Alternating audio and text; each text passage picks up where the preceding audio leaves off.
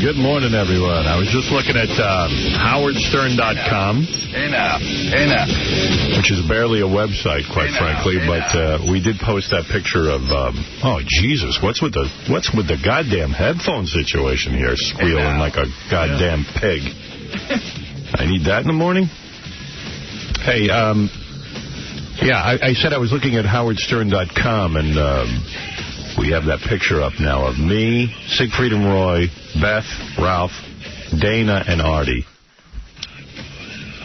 You can't really see that Dana's dressed like in a prom dress, and Artie's wearing his Farmer Jones jeans and his Hard Rock shirt that Dana had to go downstairs and buy for him. You see the shirt pretty good, but the jeans you don't see as well. He looks like a Filipino waiter in that shirt. Right, he looks like the president of the Philippines. Yeah, or like a Cuban guy helping you at the cafe. Yeah, Dana's wearing like a shirt over her sexy prom dress.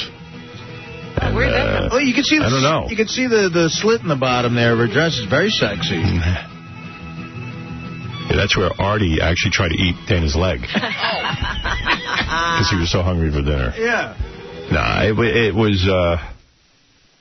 I'm taller than everyone. I mean, but not like just taller. I mean, gigantic. You never realize that? No, only when I see it in pictures do I realize how horribly tall I am. I always used to say when we were out in a crowd, all I had to do was look above everybody's head to find you. God, but I never realize it until I see a picture, and it's like I'm standing on a ladder. Yeah, like you're standing on a stool or something. Maybe in that picture I was standing on a stool. I'm not sure. I got to remember. It does look like we're taking a picture with a basketball player. Yeah. I'm like a giraffe. I look like a frigging giraffe in every picture. In fact, in here we take pictures when a guest comes in, we want to have a keepsake. We take a picture. In every picture, I'm practically out of frame. Sometimes people look like they're dwarves. Right. And sometimes you're in an S shape because you're trying to get in the picture with them. So you turn into the letter S. 90% of the time I'm in the letter S throughout my day. Yesterday I walked around. I'm in this new thing where I'm going to walk. I realize I look better when I just stand up straight. Right. I know that. So yesterday I'm walking around straight because I decided now I'm going to walk around straight and be proud of my height and all that kind of stuff. I banged my head into a staircase, walk straight. I can't do it. Are you kidding? Because you don't realize it. Just the studio alone. I said to Tom when we move in here, I'm a 6'5" guy. I said, just when you find a new building, can you get me a ceiling height so I don't bang my head on the cameras? I will do that. He came to me. What requirements do you have? What requirements do you have for the new building? I remember the meetings. Yeah, 5 meetings. You should have lied because he did just the opposite of everything you said. Yeah. What temperature do you like? Yeah, I said, I just need to be able to control the temperature so I'm not freezing. And a ceiling height. You must have other needs. I go, no, that's it. I don't want to overload you, Tom. I know how that gets. That's all I want. Both things unfulfilled. Yeah, you don't have either one. Nothing. I bang my goddamn head like a giraffe. Like a giraffe trapped in a small cage. I'm like in prison. We should put holes in the ceiling for you. I swear, I could stick my head out the ceiling. Oh, and look at the ceiling. Oh, the ceiling. I mean, look at what's going on. Ah, get me out of here. Well, some of the cameras are where, I almost bang my head. Right, so I a can normal-sized person bangs their head. Hey, Benji. Why are you always walking around? What do you do? Where did you just come from? He always has to come in late. He's the only guy I know. He makes an entrance. Make a deal with me. Yeah. From now on. If you're out there and you get trapped, in other words, where were you just now? I was just walking in. What? What were you doing? I was walking in. Oh, you mean you're just arriving for the morning? I couldn't find my wallet, yeah. But you were here before, right? No. Is that what you mean? What time do you get here? Right now. Oh, you just got in. Right. Do me a favor, wait till I take my break. All right. Yeah, like at a show. The doors are closed. Because really, my guess is this is for attention. Everyone in the office talks about it, and we all believe it. So it's like, you know what? It's really distracting to me. I'm trying to get my morning going, and you come sauntering in. Just wait. Like in the theater, they make you wait. You know what I mean? Yes. Wait till the first commercial break, then you're welcome to come in. Disturbing the act. Yeah, if you can't get here on time, you're just disturbing me. It's disturbing to see you walk in late. I can't explain why. Don't ask me why. All right.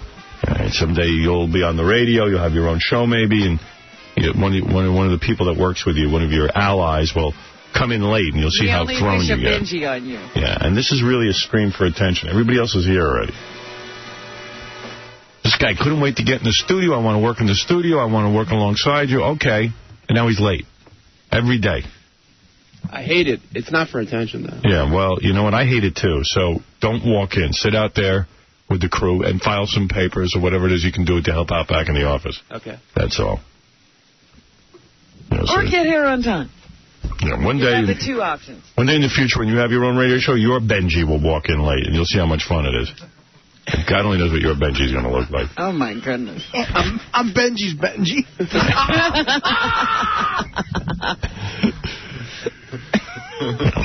He wants this. He wants me to talk about him. Of course. Yeah. Crazy. Oh, yeah, this is mission accomplished for him. Yeah. This was a great day. I got 5 minutes this morning. Yeah. Yeah, he's done for the day. I got 5 minutes. Yeah. I'm going to order some extra eggs to celebrate. No crying for me tonight. Nope. I don't care how many pulls. I got 10 minutes this morning. Bingo. Artie's having a pizza eating contest today. Ooh. That's right. Should be funny. I've been in training. John Boy, what's up? John Boy. Yo. Yo, what's up? What's happening, dude? Hey. Checking out the E! Show last night in the new time slot with that Puerto Rican playmate. Remember her? Yeah, I'm trying to get E! to put us back at 11 o'clock. That's my latest thing. They're doing some weird stuff. They're bleeping out the weirdest words, and this is good information, so you can believe me. Last night, Gary Baba Booey said the word bush, and they bleeped it. Yeah. I'm now to call it. I'm now on in prime time, and I tell you what. It's more censorship? Aren't they bleeping more stuff? Yes. Check this out. 2 nights ago, they bleeped the word Christ because the content you used it in, but last night they let you say Jesus Christ because you said she swore on it. Yeah, I don't know. You know what? It's getting worse. And not only that, here's the worst part. They broke up. We used to have an hour. Yeah. Yeah, I know. So my 11:30 show, I had the best lead-in on E! was my show. Right. So my 11:30 show used to kick some ass. Now I got no lead-in. They're burying my 11:30 show. My 11 o'clock show is now on at 10 o'clock. Everyone's forgetting to watch it. I said, please, just put me back on at 11. I was doing great there. Bastards are sabotaging you. Sabotage. I've been saying it all along. I said it's a dumb idea, Nazi, but Tom Chiasano, he would have made a great Nazi. Well, he has nothing to do with that. Oh, okay. All right, thanks. So anyway, I'm like kind of trying to get him to go back to the... Because we built up that time slot. Now I got to go build up the 10 o'clock time slot. They want me to build up every goddamn time slot on that channel. Peeping channel, right? Hi, Robin. Hi. I just wanted to let you know that E! is very responsive to your wishes. And not only have you complained, but a number of fans have complained, and E! is going to put your show Monday back on at 11. Oh, starting Monday? The experiment is over. Well, because Mindy wanted to have a meeting with me. And I said, listen, no meeting. Just put the show back where it was. So I had a bad feeling about being on at 10 o'clock and then no 10:30 follow-up. Right. I didn't realize that they didn't until I was looking at the schedule the other day that the two shows were split. Yeah, so, but now it'll be even more confusing because now I think we're on at 10 o'clock. Now you're not on at 10. Where are you? I don't know what's going on over there. I think everybody's hormones are raging. I don't know. Not mine. Not yours, Robin. Thank God. Thank God. Mindy's having a baby. I think it's affecting her? It's affecting. No one should have a baby. Have you seen Sarah Jessica Parker since her baby? They've been plastering her mug all over TV. It's like somebody took a bat to her face. Yeah, I mean, thank goodness this is the last season. Yeah, I mean, a baby will wreak havoc on a woman. I mean, sometimes you can spring back, but it takes a little while. I don't think you can spring back right away. Evidently, you can't.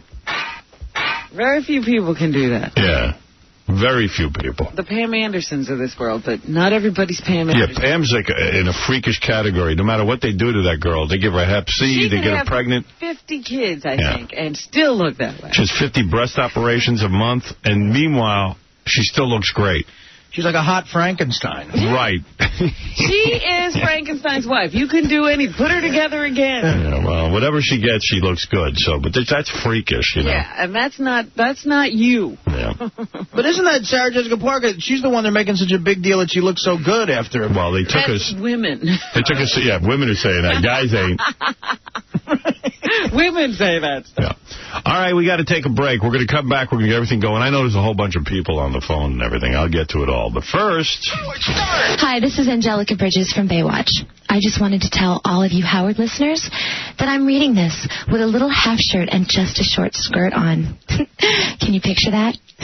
Now put your chubby balls back in your pants, you sick perverts are going to tie up traffic on the expressway. Thanks. And here's Howard. You're listening to The Howard Stern Show. Hey now. All right, couple of things. First of all, I would love to thank my beautiful audience for helping me out. As you know, I'm involved in a lawsuit where I'm suing Telepictures. Just to put a name on the executives of Telepictures, I've announced the name Jim Paratore and Bruce Rosenblum. And I am getting tremendous feedback from the audience on these two schmageggies. And really? Yes. Good and stuff? I'm learning a lot of good stuff. I'm learning about privileged backgrounds. I'm learning about how much they don't like this attention. Oh, good. I'm glad it's uncomfortable. I've even had some reports that are going to be checked out. And once they are checked out, I will announce the background of these guys. And I think you're going to be very surprised. Really? Yeah. You know, I'm checking into now contract disputes with various people that I know in the business who were... I'm not going to say it because I haven't checked it out, but let's just say they better not have screwed anyone over, like what I'm hearing. And everybody better have a clean background when it comes to their marriage and affairs. Everyone better have a clean background when it comes to trouble with the law. Oh, boy. I'm researching and I'm putting a lot of energy into this. Jim Paratore, Bruce Rosenblum, Telepictures, I will find out everything about you. So have a very clean background. Or enjoy your last days. If one of you has a girlfriend or has had an affair in the past, you better go kill her. Because I'm coming and I'm going to find out everything about you. And if you kill her, we'll find that out. Yeah, we'll see you throwing her out the window. Yeah, if you kill her, I will report you to the police. It's too late, in other words. Right. So anything I have, I don't care how heinous. Heinous. Bruce Rosenblum. Make sure you treated everyone with cancer well, or any employee like that. Remember every story from your past, because everything will be checked out and gone over. And the community will begin to know who you are, as they know who I am. You will be famous, Jim Paratore and Bruce Rosenblum. I'm coming after you, and I want to thank my beautiful audience. You'd be shocked how many people we know personally have dealt with this. Really? Jim Paratore. Oh, yes. Some people aren't that enthusiastic. I hope you didn't cheat on a test in 7th grade, for God's sake. We're going to find it all. Oh, trust me. You stole from me as far as I'm concerned. The court will make the final decision. I think I'll come out triumphant. We'll see. But I know you love telling my lawyer, oh, let Howard sue. We don't care. We get sued all the time. Doesn't matter. Nobody knows our names. Oh, they're going to know your name. I've gotten pictures of Jim Paratore and Bruce Rosenblum from Telepictures, whatever that is. The great Warner Brothers, I think, backs them up. Oh, yeah. Yeah. And, are you going to post those so we know who we're talking about? Yeah. Bruce has serious hair loss. Oh. Yeah. I'm sorry, there's no beefcake where Bruce is concerned. I haven't seen Jim's picture yet. Or maybe it was Jim's picture I was looking at. I get the two confused. Which is which. But by the time I'm done, I'll know which is which. Because they're both witches in my life. And I'm learning and learning and learning. I just have to sift through what's real and what isn't. It's going to take me a couple of days. But I'll report. Bruce Rosenblum, Jim Paratore, you're in my sights. And I'm watching you. Just like you took from me. Evidently, Bruce is a big fan of the show. Oh. Yeah. So he knew what he was doing. Oh, yes. Yeah. Yeah. big. Hearing he grew up wealthy.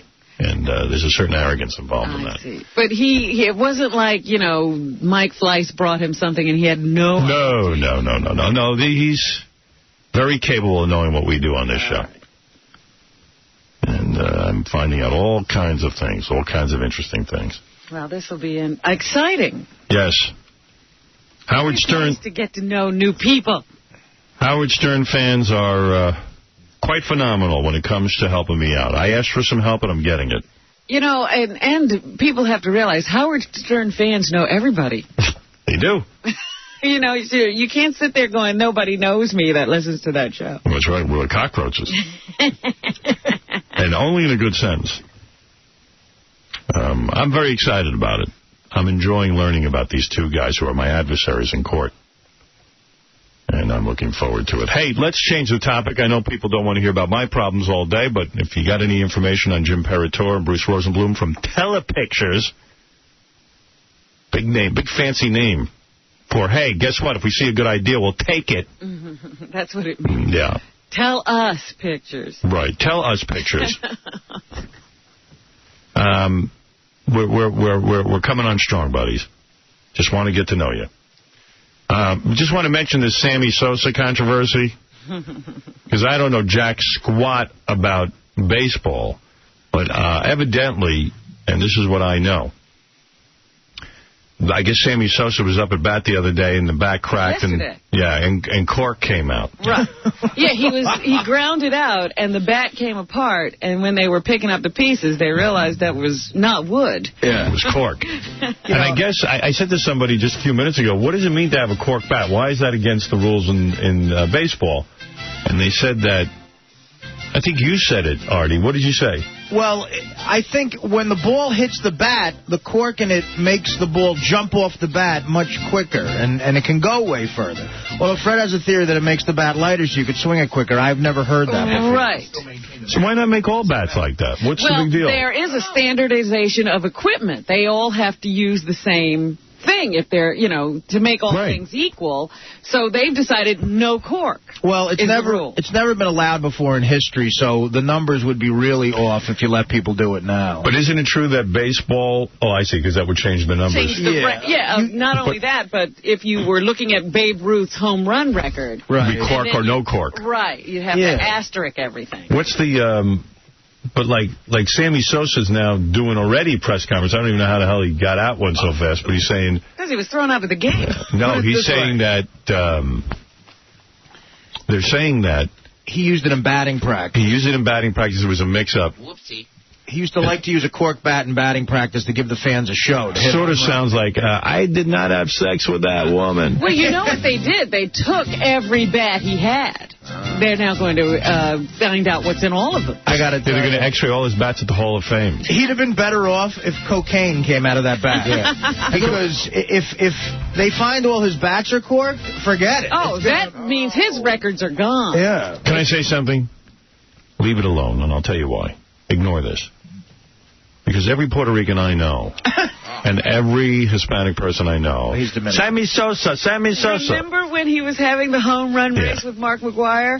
And every truck in New York had a Puerto Rican flag or whatever he's from flag on it? Well, the Puerto Rican parade is coming up Sunday, and I don't... Is it Sunday? That's right.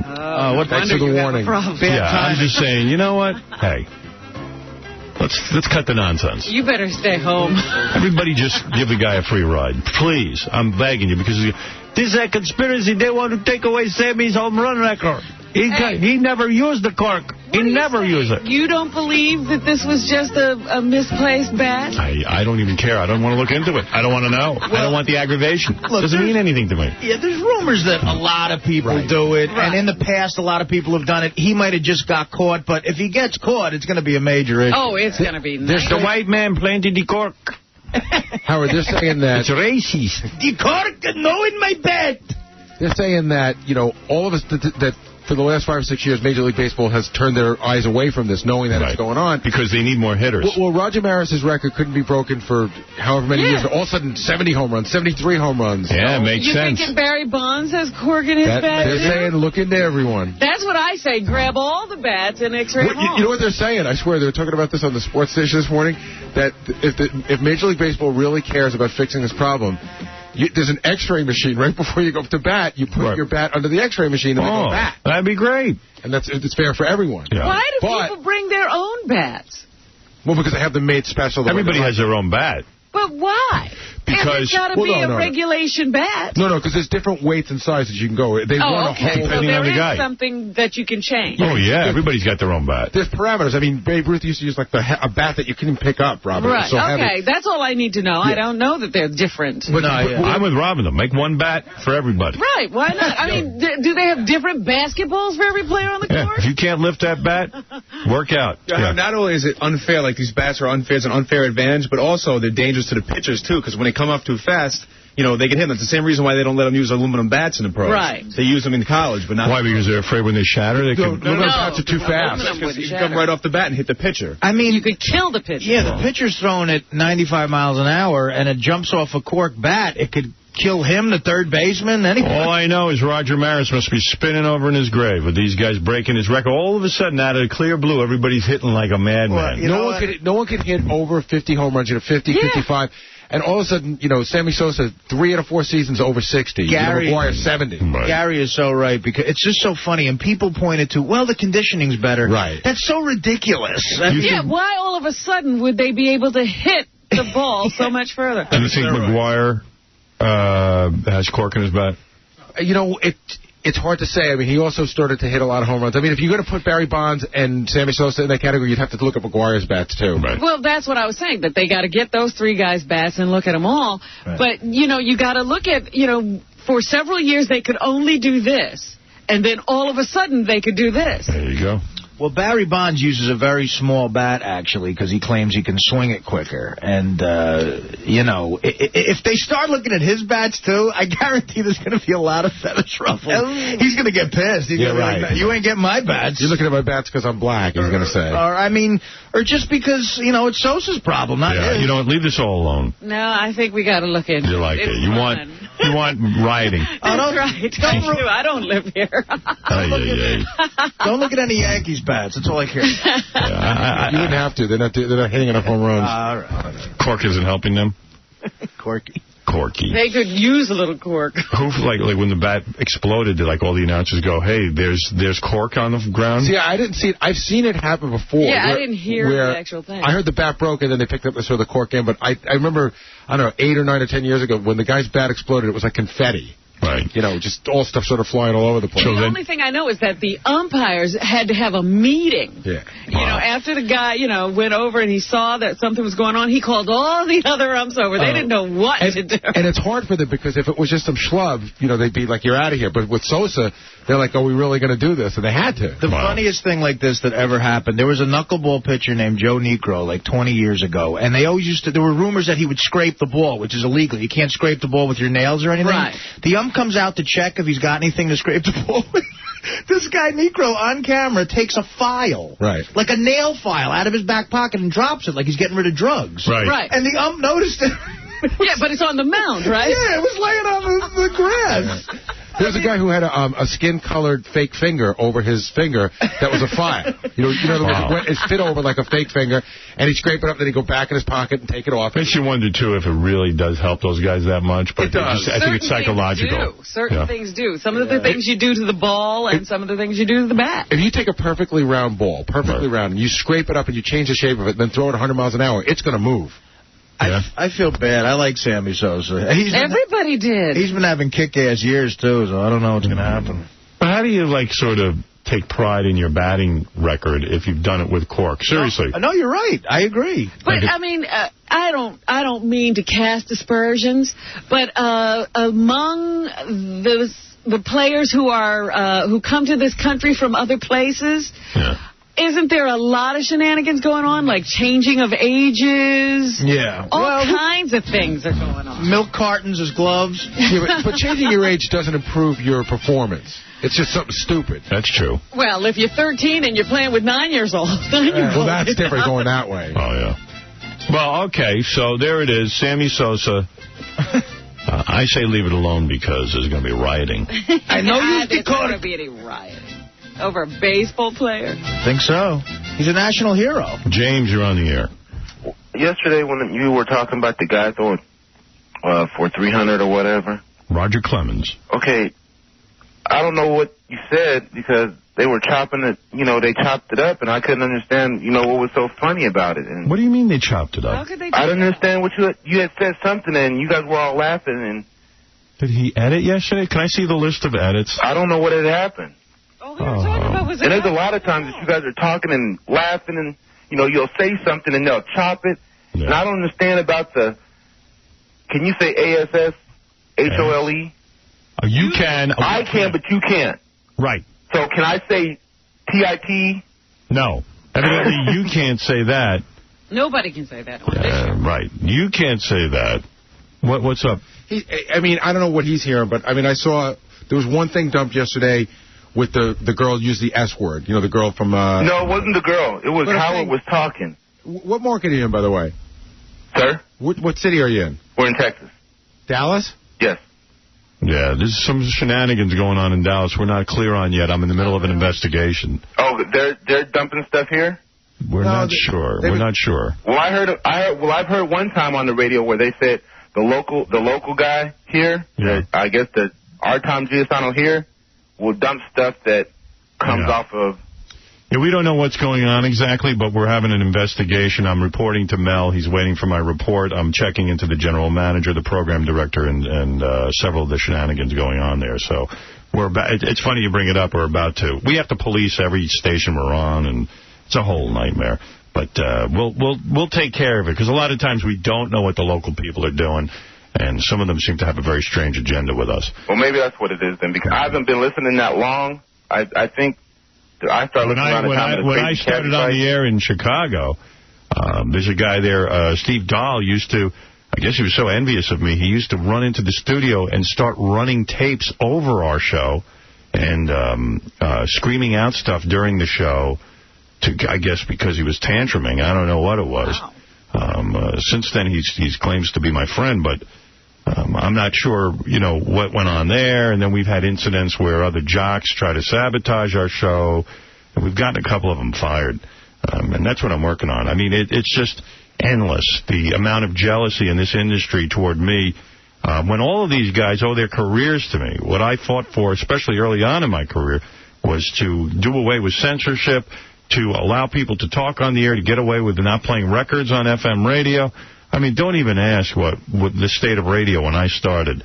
And your thanks is? My thanks is a bunch of guys who think the way to respond to that is to say what a scumbag I am, and that I suck, and that they're better, and that, and then this jealousy because I'm on in all these markets and they're not. It's a tremendous jealousy I deal with. I have to really take a good hard look at everything that goes on, and we try to cover everything, but it helps when you report to us because you're our best ears. You're the fans who listen to the show, so thank you for that. I don't mean to be a tattletale, but... Be a tattletale. We need you. Well, listen, You'd like to hear the show. Okay, I do. Like I said, I've been listening long. I can't say I'm a 20-year listener like a lot of you guys, but I've been listening, I guess around the time of the Crazy Cabbie fight. I don't know how long that's been. Yeah. That's about as long as I've been listening. Hey, so who was I talking about? Oh, Clemens. Here was my thought on Clemens. Let's hope it doesn't get edited. I don't know why it would. I think Clemens is a creep. I think that the fact that he hasn't gotten his 300th win is a good thing. He'll probably get it. I'm sure he will. But the only problem I have with it, really, is that he's limping into 300 wins. It's not like he's the greatest, most dominant pitcher anymore. It's like he's limping in. You know what, Rob? I don't have a problem with that. I have a problem with the fact that the guy's a scumbag who intentionally aims at guys' heads he goes on 60 Minutes and he's crying to Mike Wallace, my daddy, my this, he died, blah, blah, wah, wah, wah, wah, wah. And then he has zero compassion for a guy like Piazza who's standing there, who's just trying to have a career, and he takes a ball and he chucks it at 90 miles an hour right at the dude's head. Who's he kidding? That's how he got all the other wins. I mean, he's a nasty, nasty pitcher, but he's So I'm not rooting for him. I don't care about the guy. He's a dick. I just think it's silly for, him to be sitting there hoping for a 300 record when he's not really the kind of guy who could make it to 300 without a lot of help. What do you mean a lot of help? Who's his help? The rest of the team. He's not controlling those games anymore. The guys have to really hit because he gets smacked around out there now. He's still a really good pitcher. He gets smacked around. To get 300 wins, you still have to be a good pitcher. I mean, he's one of the... He was good early that doesn't make sense. Early in his career. Hey, Howard. Yeah. She's out of her mind. He's pitching well still. He's one of the best pitchers who's ever lived. No, I mean, if he gets 300 wins, he's a great pitcher. It's just because he's hanging. He should be out of the game, probably. He's such a good pitcher. Howard, she's so off base. I don't think because I'm a Yankee fan. Basically, the whole... I don't even want to get into this because I don't agree with you, Robin, but you're entitled to your opinion. But You have no clue. I watch the games, Robin. I don't care about that. The guy's a scumbag. That's where I'm going with this. Well, even more important, I got a theory on why it might have been dumped in Texas. If people are starting to get personally offended by stuff, he's from Texas, Clemens, and he's a huge guy there. I mean, he's like, but when do we start dumping stuff? Yeah, you can't say something about Roger. I'm saying that would be... I don't give a crap who he is. When the guy should have been thrown out of baseball. That's right. He wouldn't even be there to get 300. That's right. Because when you intentionally throw at a guy's head, you're trying to kill him. That's attempted murder as far as I'm concerned. I know a guy's wearing a helmet and stuff. You could still beat a guy real hard and knock his brains out. That is exactly what I thought as I came in this morning. Sammy Sosa used a corked bat, and he's looking at possibly a 10-game suspension. Roger Clemens never gets anything. No. Well, yeah, it's intimidation. When you throw a ball at a guy's head... Yeah, and by the way, lots of pitchers throw balls at guys. I'm not talking about that. Yeah. Even though that's kind of sucky. But the fact of the matter is, this guy throws at the head. But he's not the only one who does that either. And my point is, when he hit Piazza, nothing happened to him. That's right. Hey, Howard? Yep. Can I ask one more thing? Sure. Guy had called you, and he was talking about doing a movie with the midget and the wrestler thing, the wrestler guy.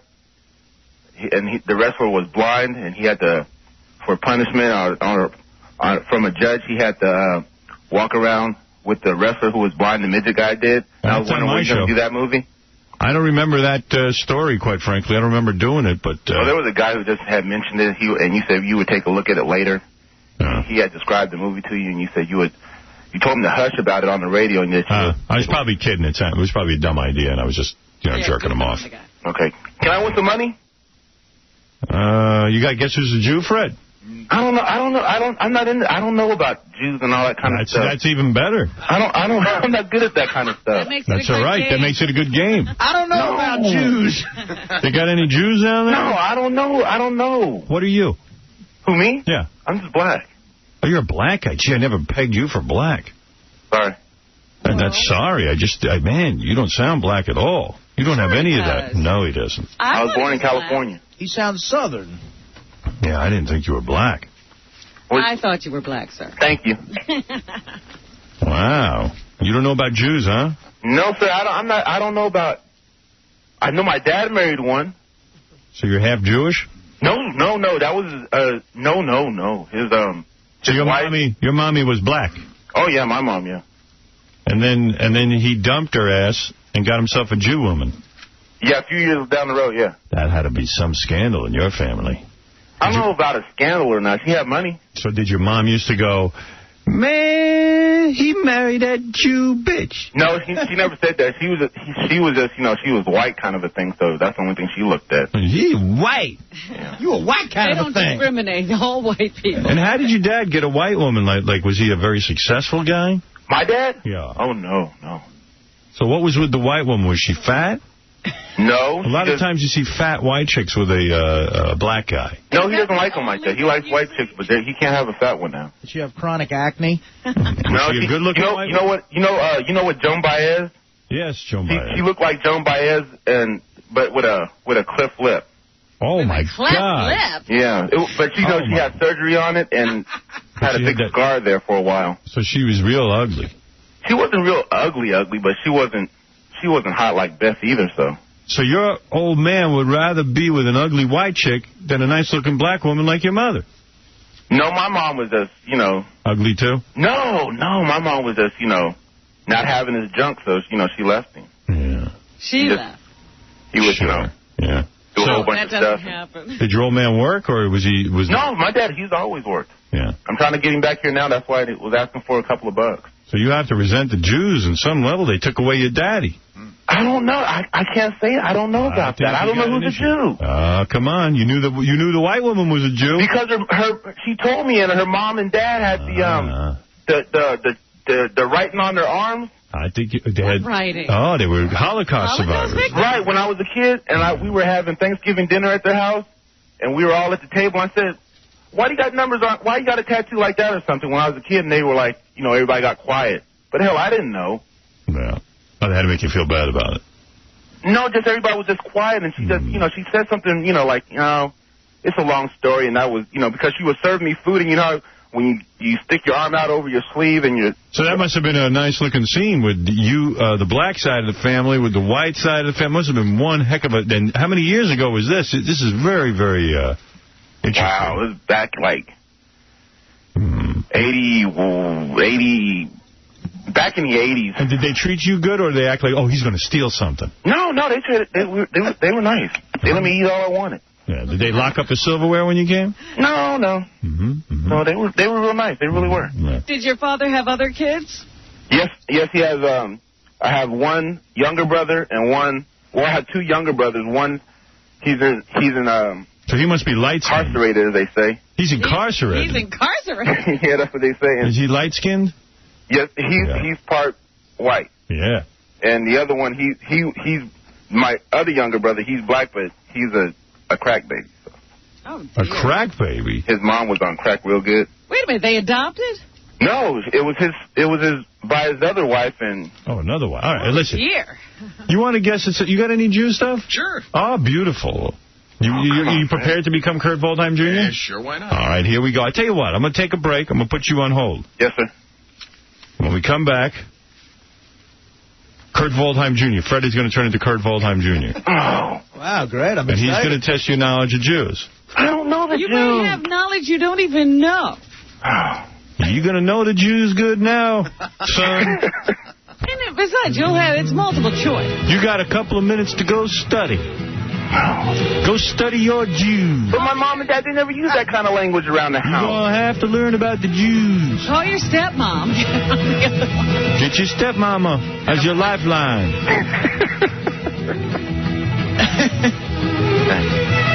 All right, you ready? We'll be back right after these words. I'm going to put you on hold there, my friend. Hey, can Benji tutor me or something? Hold on, Jay. Clear you? Tutor you? No. All right, hold on, will you? All right. If you win, you're going to get $500 courtesy of Terminator 2 that's coming out. Oh, man. On Extreme DVD. This is a whole new high-definition digital transfer.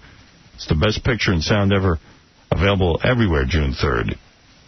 And you'll also qualify to win a day in the pits with the crew of the T2 Extreme DVD NHRA car. And you know how those race car drivers, they love the blacks. Yeah, I like watching that, too. All right, hold on. Black guy who likes watching car races. Very unusual.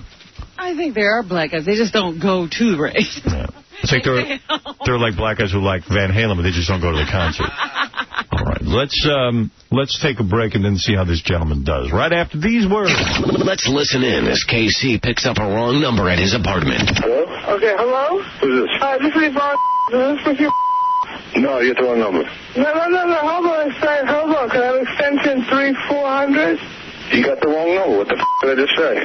Wait a minute. Who the do you think you're talking to, asshole? Who do you think you're talking to? People like that. You don't say any goddamn body. I can let it put your goddamn throat. You bastard. Hey, that's not a nice way to talk to somebody. You tell me if you think I'm out of my mind, because I don't think I am. The Howard Stern Show.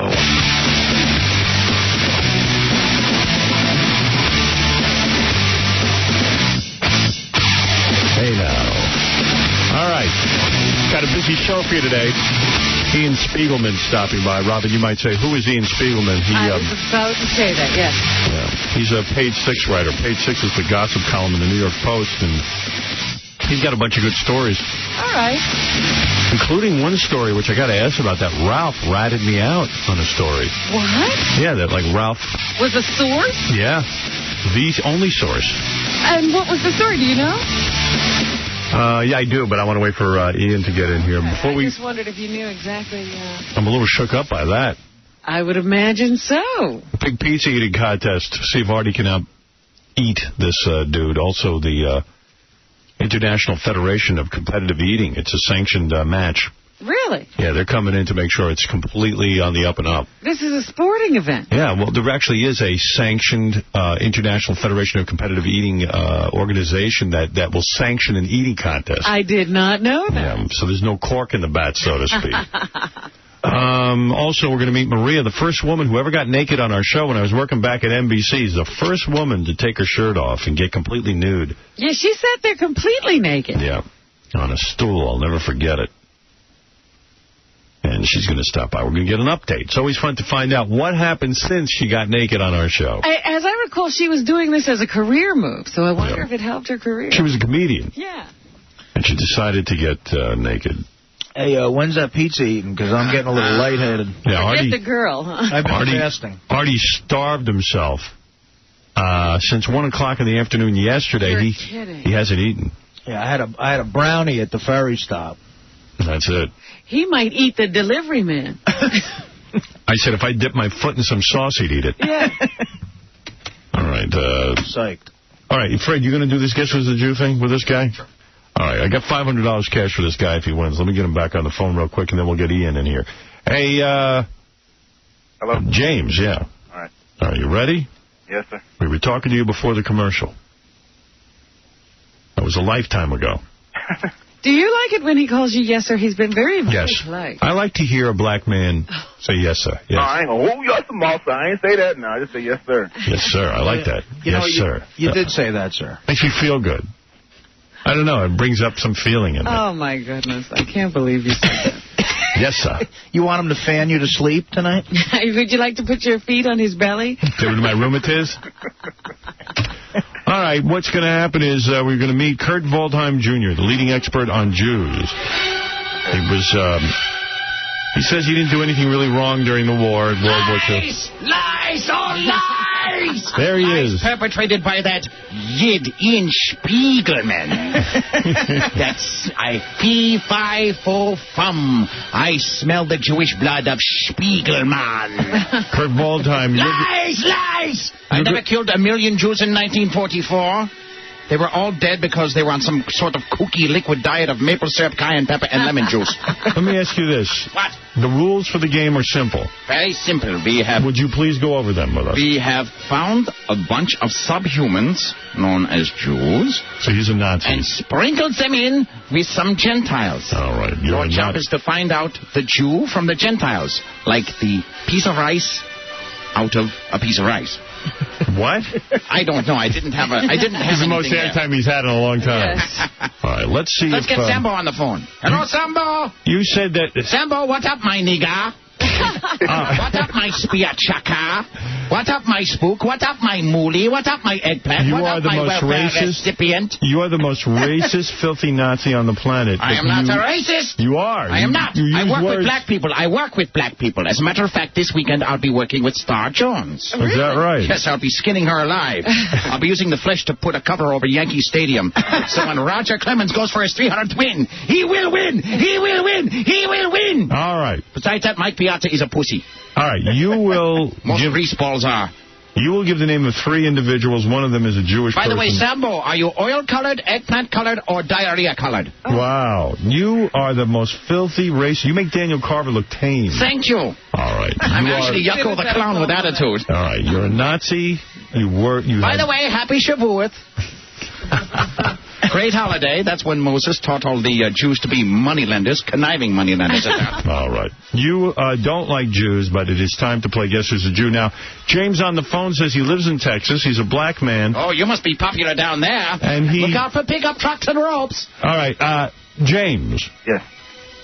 Don't get sidetracked by his racism. All right. Don't let him fool you. I know you said you don't know a lot of Jews, you don't know anything about Jews, but we're going to give you 3 names now from Kurt Waldheim Jr. You just pick out the Jew, and you're on your way to winning. Now, how many does he have to get right? Just 1 for the $500 prize? Correct. Okay, here we go. How many chances do I get? You get 1 chance. Oh, man. It's just 3 names. 3 names, 1 out of 3. Okay. All right. 1 chance, Gunter. Listen up. Okay, flat as a pancake Jewesses. That is the category. All right. Your choices are Deborah Messing, the broad with no breasts from that queer show Will and Grace. Okay. Number 2, Jennifer Garner, the floozy who ran out on her husband. And number 3, Claire Danes, star of My So-Called Life, with her chest of My So-Called Mosquito Bites. So which one is the Jew? All right, let's see. You got Claire Danes, Jennifer Garner, correct, or and Deborah Messing. From that queer show, Will and Grace. I think I know the answer, but I can't help. Do not help him. I won't. Affirmative action does not apply here, Sambo. Wow, you are really vicious. You haven't been on in years, and I can see why. Sambo. That's not nice. By the way, I did not rape a retarded woman with the IQ of a toddler, but enough about Pam Anderson. Wow, Kurt Waldheim Jr., the most racist, filthy Nazi on the planet. Is there anybody he likes? It's hard to tell. Well, as I look around this studio, I don't see a whole lot. You only like Fred, I heard. You have the whole market covered. You have a chubby guinea, a stuttering spick, a prehistoric WAP producer, a porch monkey newswoman, a fat smelly Benji, a homo weightlifter, and a half-breed moneylender, which is you. Man, I could make a lot of soap in this room. Drop a bomb on this room, we could wipe out a lot of human waste. All right, it's time for you to... By the way, I can honestly say without reservation, this is one bit Telepictures will not steal. I agree. Jim Perritor wants to steal this, but he can't figure out how to get it on the air. Go ahead. Am I supposed to go by the name or what? Because I don't know what any of these women look like. Well, let me help you break it down. Stop lollygaggling, Sambo. Deborah Messing is Messing. Does that sound like a Jewish name? Pick one like you pick cotton. Go. Deborah Messing. You heard Jennifer Garner. And Claire Danes. Claire Danes. But some of these people could have changed their names. That's true. That's what I mean. And I don't know what any of them look like. Well, I kind of know what Claire Danes... Now, Claire Danes just had a nose job. If I looked at Marie Claire, the cover of the magazine, and I could swear I see a nose job there. A lot of Jewish people, that's the stereotype, big nose, and they have to get a nose job. Then you got Deborah Messing, who kind of looks a little bit Jewish to me. She's got the frizzy hair. And the... What does she play on? She's on Will and Grace. Yeah, show Will and Grace. Come on, you don't watch it? Oh, come on, man. And then you got... Who's the... Jennifer Garner. Correct. What's she play on? Oh, she's on Alias. She was also in Daredevil, but nobody saw Daredevil, so... No, I didn't see that. Okay. Would you like a different category? Please. All right, we'll save that game then. No. He's got to answer. All right. Playing. Oh, man, okay. Deborah Messing. Choose one, dude. Jennifer Garner. Garner. Or Claire Danes. I think it's obvious. But you got to be well versed in picking out who's Jewish. You think it's obvious? Yes, obvious. Please. Come on, dude. Messing? I don't know. Is that your pick? Is that your final answer? Yes, sir. Because I have no idea who this Let me tell you something. Yes, sir. No, I haven't asked Kurt Waldheim for the answer yet. Right. But I think you're right on the money. I'll tell you why. Why? Claire Danes. Danes. I mean, that's like Danish. Yeah. Then you got Jennifer practically Garner. people in the oven with that name. If Jennifer Garner is Jewish, man, she's sure... I mean, there's no trace of it. I mean, she's a goyish-looking girl if I ever saw one. Shiksagadis. And Garner is so not Jewish. And Messing, that could be Jewish. And I've seen her. She looks Jewish. That would have been my pick. Yeah, Deborah Messing. Oh, all right, good. I've never seen these people, so I have no idea. All right, But then again, we don't know anything. Let's go to Kurt Waldheim Jr. Kurt Waldheim Jr., you are a Nazi. Your best asset, if you will, is picking out Jewish people. Go ahead. Get ready to buy a whole lot of watermelon, Sambo. Hey, all right. All right. Yes. You've won $500 cash courtesy of Artisan Home Entertainment and the new Terminator 2 Extreme DVD featuring a brand new high-definition digital transfer of the best picture and sound ever. Available everywhere June 3rd. You've also qualified to win a day in the pits with the crew of T2 Extreme DVD NHRA car. All right. Now, let me tell you something. Yes, sir. You know, you think about it, Terminator was about the Holocaust.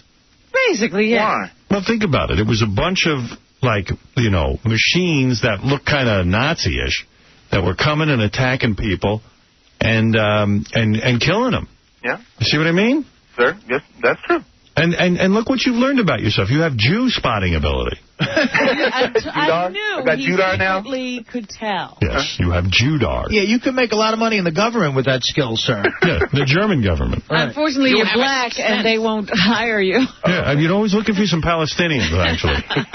All right, hold on and let you collect your prize. Hey, Howard, can I say one more thing? Absolutely. Does this sound bad? My real name is Ethan. Nothing wrong with that. What's wrong with that? Because nobody has a name like that. Well, black guys don't. You should change your name to... Chicken George. All right. Chicken Ethan. Thank you very much. Thank you, Kurt Voldheim. Hey, Artie, I like you, man. You're all right. Thanks, buddy. All right. All right. Way to go, Ethan. Ethan, the black guy. Ethan with the Judar. Thank you, Kurt. Goodbye. Auf Wiedersehen. Ian Spiegelman's a gossip columnist for Page 6. I think he left and wrote a book or something, or is he still there? I don't know. I don't know anything about the dude. I just like to hear gossip. I love all that stuff. I just love it. Unless it's about you. Oh, I hate that. I hate when they do that to me. I really have a problem with Page 6. Hey, Ian. How you doing, brother? Take a seat. Hey, yeah, sometimes, because I think Page 6 or the New York Post goes too far, publishing people's addresses, home addresses. That can only lead to problems, and I don't know. Sometimes I think that they're a little vicious. Morning, Howard. But I got to admit, I do read it, Ian. Every day. Every day. Are you still working for Page 6? Yeah, I'm there 2 days a week now. Richard Johnson still there? Richard Johnson, of course, is still there. He is Page 6. Does he go out at night and like cover stories like you guys do and really have to work hard, or is he plays basketball on Thursdays? Does he? Yeah, I mean, he's been at it so long, he doesn't have to go out to get stuff. I mean, his call it in. His voicemail is full every day. His email. So he is not really working hard. He's basically retired. He's working hard editing us. Ian, you're saying that you go out and do the footwork and then Richard gets all the glory? Richard gets all the glory because he works hard, too. Why don't you report that in Page 6 that Richard doesn't work hard anymore? Richard works very, very hard. Greatest boss in the world. Morning. Ian, you write. How do you get to write a gossip column? I mean, like what's your background? Were you a journalism major in college? I was an English major in Queens College. I just kind of fell into the Page 6 thing. And how do you get your dirt on people? Because that Page 6 is remarkable. You guys get a lot of dirt. We go out a lot. Aside from Richard, there's 4 of us, and we are out all the time. Go to the parties, talk to people, and, we live in this world where, we go out and put ourselves among drunk people, and you ask one question, you can shut your mouth, and they'll talk for 40 minutes, But is that reliable information? Of course it's reliable information. Who cares? I mean, when do people tell the truth? When but isn't it true? Drunk, A lot of people will even... Now, tell me if this is true. That a lot of celebrities will give items up on themselves. Yeah, well, it doesn't... and then they complain that Page 6 is after them. Absolutely. That will happen with... You can meet a celebrity at a party, and they'll tell you something about themselves, and then the next day, they have this total blockout where they don't believe they just told you that. Right. It looks worse sometimes in print, though. Well, the thing is, I remember, for instance, once Joe Pantoliano or whatever, when they From The Sopranos. From The Sopranos, and when they were making Matrix 2, he'd been in Matrix 1, I went... Some party I saw him at, and I can't say what exactly his state was, but he was very happy. Yeah. And Joey, are you going to be in Matrix 2? And he just tells me straight out, you know what? I blew it. They offered me $4 million. I asked for $6 million, and I'm out. They told me, here, take a walk. Yeah, F you. And I'm sure the next day he couldn't believe he told me that, but he told me it to my face, Yeah, things do look worse in print. Like one day Robin was telling me how she almost died from her diabetes, and then was a big blow-up in the New York Post anyway. Right. And it looked really bizarre. Because it really, just things in print look real bad. They look real. They look much more Do you real. tell people you're from Page 6? Yeah, you do. Yeah, you do? Sometimes. So Joey usually Pants knew who he was talking to. Joey Pants knew who he was talking to. Yeah. But I mean, there's sometimes when you hear a conversation and you just shut up and listen. Then they don't know you're from Page 6. But I mean, we're kind of like the cops. We don't we have to, in the end, what comes out on the page has to be the truth, but what we're saying and doing to get to that doesn't have to be true. So it doesn't bother you that somebody could be ruining their lives in front of you without the knowledge? If they're filthy rich and of legal age, they're big boys. They have to take it. But do you... All right. There's a couple. I have a bunch of questions. Do you ever get to, like, have sex with a celebrity because they beg? I wish. That's never happened. I wish, man. Right. I mean... Do you hate celebrities? I hate some of them. Yeah. Definitely hate some of them. Do you? And this is important. Okay. You know when you read those blind items? Yeah. Like today, there's like 3 of them in there. I haven't seen today's paper yet. I'll read them yesterday. I bet you I don't know who they are. I was going to say, I hate the blind items. Are some of those made up? The blind items aren't made up, but sometimes it would be so impossible to prove that they become a blind item. I mean, if we hear something that's that ridiculous, sometimes we're just, blind item. How come your name isn't on there today? It says Paula Freilich, Chris Wilson, and Richard Johnson is traveling. Paula Freilich. And Richard is was a judge of the Miss Universe contest last night. By the way, those chicks were hot. Did you see it? I didn't see it. Miss USA and Miss Universe line. I just saw the pictures in the paper, and I think is that Trump's thing? Yeah, that's why they're hot. Well, he got smart. There's no longer the hairspray with piled up hair. Girls who look like your moms in their 23s. These chicks look like they're all models. But also, this is Miss USA, not Miss America. Miss America is still holding that line. No, I think last night was actually Miss Universe, I think. Right, but Miss USA and Miss Universe is all the same company. Yeah. Do I sell a lot of papers? Because I seem to be in the paper every day in the New York Post. Well, you do sell a lot of papers. And also, you break the news, like, the Jay Leno spanking. Right. Give us a lot of stuff. So, am I smart sometimes not to mention what you guys put in the paper about me? Does that help reduce sales? As soon as I start talking about it, that would help sales. Am I correct? Yeah, but you never don't mention it. I do. I do not mention it. I'm not on page 6. Maybe not page 6, but in other places in the Post when they do horrible things to me, I don't mention it, hoping that it will not, it's really funny because at one paper you can have a lot of different people who feel different ways about you. They're the people who choose the ugly picture of you every time. Yeah, why is who is doing that? I don't really know who it is who doesn't like you. You do know, though. No, I actually don't. How come you know everything but that? Yeah, I would think you're the biggest yes on the planet. We're a huge office. You can't keep track of everybody's politics. At page 6, we keep to page 6. We ignore what else is going on. Listen to this. Which surf-loving supermodel apparently wanted to feel closer to the ocean? She just got saline implants in her much-photographed breasts.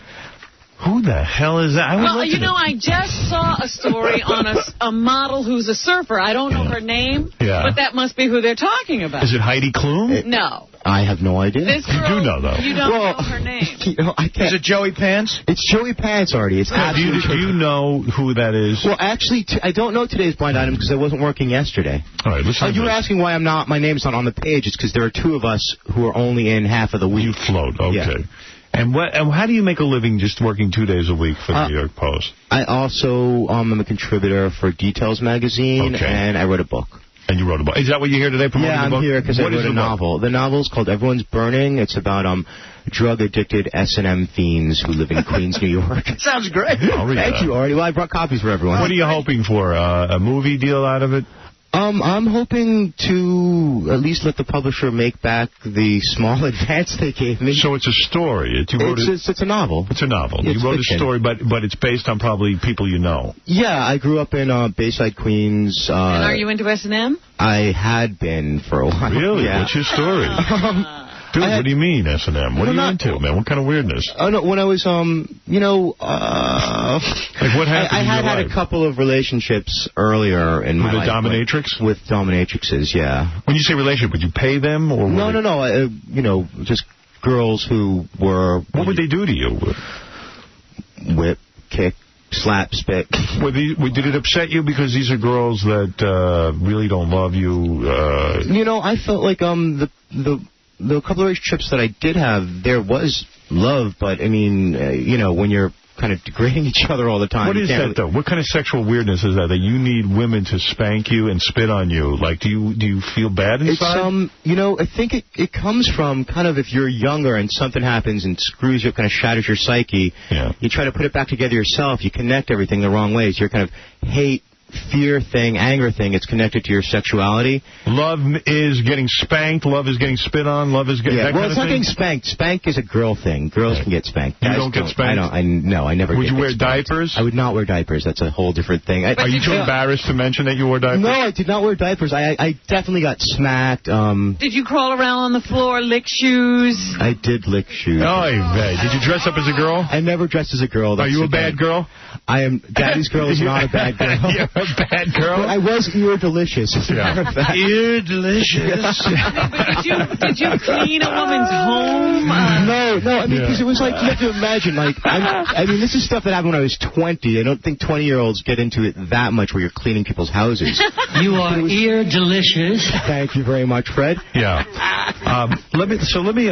What was that? Daddy's girl's been a bad girl. So you got into this, and you come clean about this because you have to. You're a gossip columnist. This could be used. No, he didn't come clean. He just wrote a novel about it. I see. Yeah, but I mean, if you ask me about it, you're upfront about it. Yeah, I don't Mine have as well. I don't really have any secrets. So how did you get over this? You went to therapy? Therapy, big therapy. How many days a week? Only one day a week. I can't afford the 5 days a week like you. But it's something. It's like anything else. It doesn't go away. You don't suddenly become vanilla and want to have missionary sex all the time, but it becomes less important. You got a wife now? No, I'm single. You don't have a girlfriend? No, and I'm sure all girls are going to be calling now when they heard this, when I just texted. Yeah. Would you ever wear, like, rubber outfits and be deprived of breathing? No, I never got that. That actually, I don't even think it existed when I did it. Would you be tied to a wall naked? Tied to beds. Really? And what do you think? It was like a cross kind of thing also. Really? But what about the mask and the ball in your mouth? No, that's like there's different things. I paid for pictures of that. If anybody has any pictures. No, if you have pictures, keep them to yourself. I would really appreciate that. Thank you. All right, let's see what we got here. You broke the story about me flirting with Angie Everhart at a Metallica concert, but here's the part that rubs me the wrong way. You say your source was Ralph Sorella at a party that night. Ralph was Ralph. Tell me how that comes about, because I'm curious. I only tell it because I feel like the statute of limitations. Okay. But yeah, it was after the concert. We were at a party.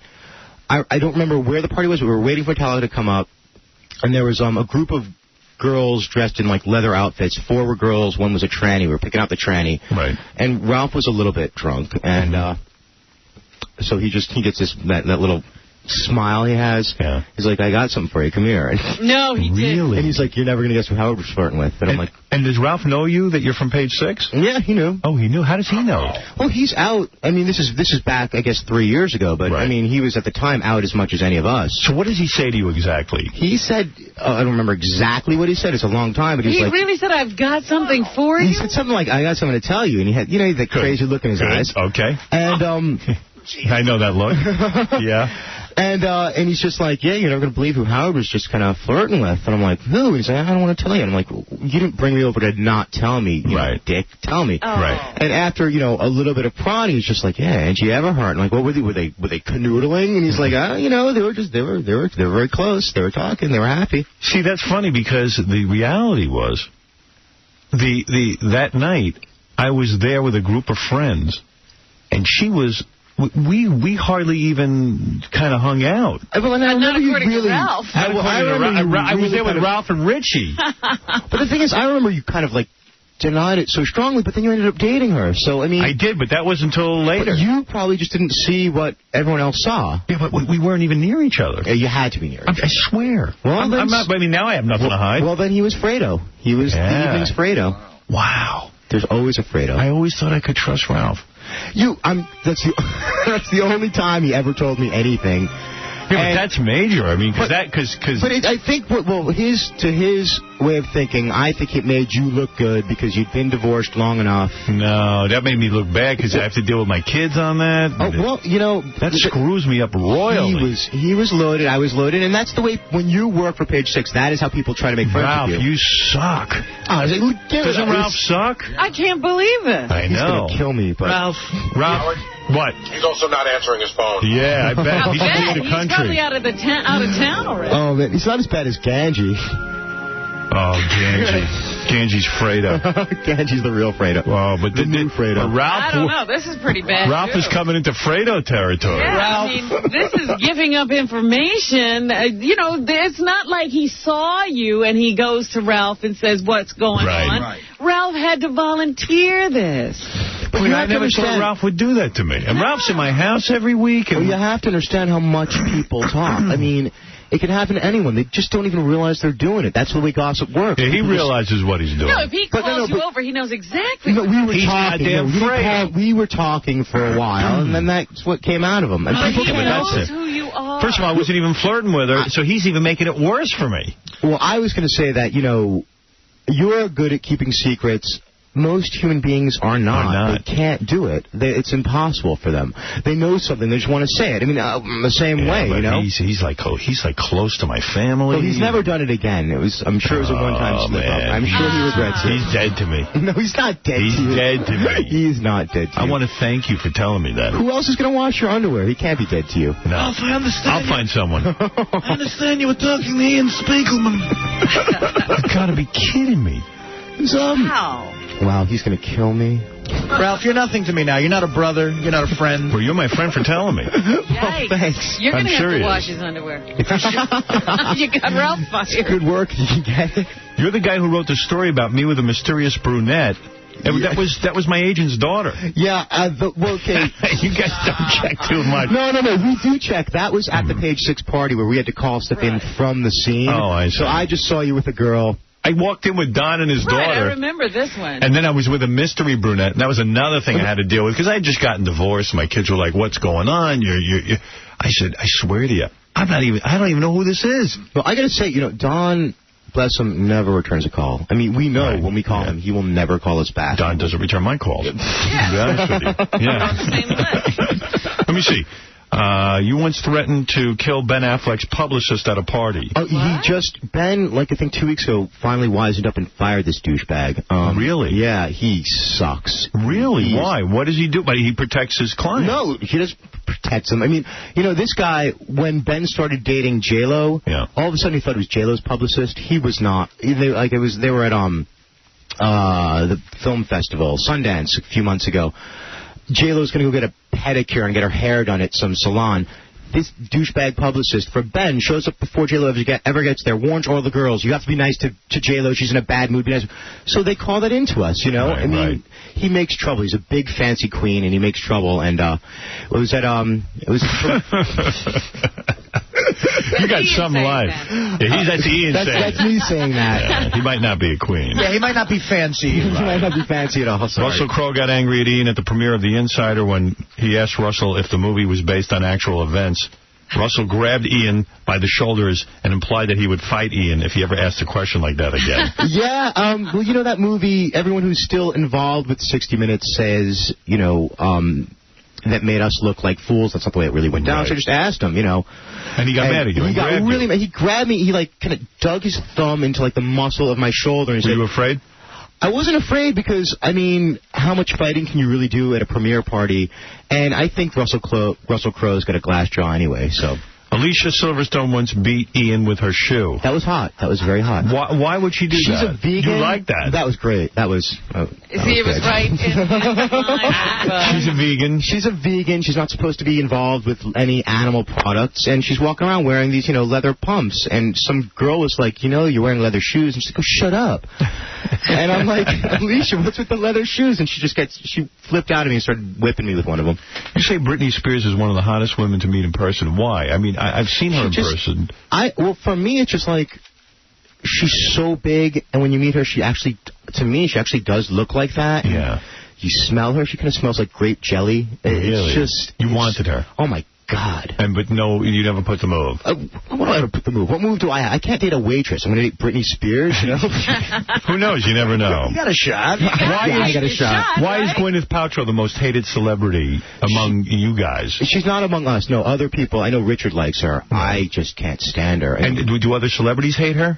I hate her. I'm not even sure why. No, I hate her because every time I see her at a party, she's rolling her eyes. She's just the most... Ungrateful? Ungrateful. She just always seems like she's so put upon, just being famous, and I agree. You know why you hate her. She dissed you. Who? She didn't. Gwyneth Paltrow. She did. Yeah. I forget. What did she say? You went over to that table that's at right. Nobu to say hello to a couple of people you knew. Yeah, and she was there, and she gave me attitude. Yeah. But you know what? I even hated her before that. She gave me attitude because I badmouthed her. You know what? Because she grew up rich. She grew up privileged. Absolutely. Her father was a director. Her mother's a famous actress. She over it. shows up at one party. It wasn't her party. She shows up at a party with Madonna, who's another genius. Yes. And the two of them, I mean, if you Madonna combine... thinks she's intelligent. Oh, yeah, if you combine between the two of them, they're gigantic black bodyguards. It's 40 men. Right. They come into this party, and they have their bodyguards cut the dance floor in half so that they can dance together. No one else is allowed on the dance floor. On half of the dance On half of the dance floor. All right. You're saying Mel Gibson is a dick. Yeah, he is a dick. Why? Really? He's so self-satisfied. He's such a... You try to interview him. Like, you know what a bad interview is? Yeah. You ask, remember it was... He's smug. He's smug. You ask him, he's doing the premiere for, like, What Women Want. You ask him a question, what do women want? I don't know.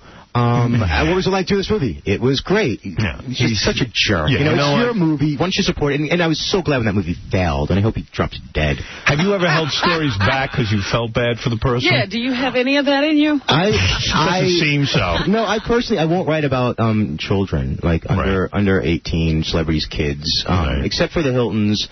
Who are putting themselves out there. Yeah, they're absolutely putting themselves out there. In other words, the kid didn't ask to be born into this. But you have no problem ratting out a guy who's cheating on his wife. Oh, don't cheat on your wife, Dick, you know? Right. You guys sometimes don't report a guy cheating on his wife. I've seen you hold back stuff. Yeah, we all have. I know. There's, well, like in one You're a case, man. I mean, you don't wait a minute. that. Do you make a deal like, I won't write this if you give me something else? Well, it's not.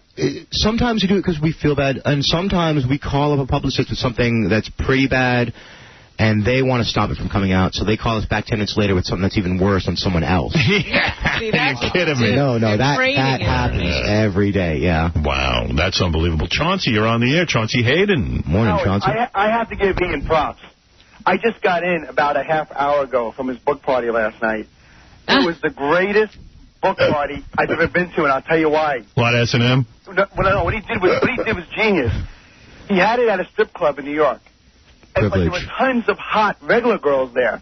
And the dynamic of having like 100 strippers and 100 normal hot girls in the same room, I've never been in that environment before. And I'll tell you, it's a interesting mixture of people. It was a lot of fun. You know what I mean? Like the girls, all right. the girls are looking we wish we could have been there. You were invited. Great. I was? You were. Everyone from the show was. Can't go during the week. I understand. Yeah. I'm so professional. You say that, let me just ask you a couple other celebrities, because we love this kind of stuff. You said Nikki Hilton got trashed on her 16th birthday. Yeah. How do you get to do that?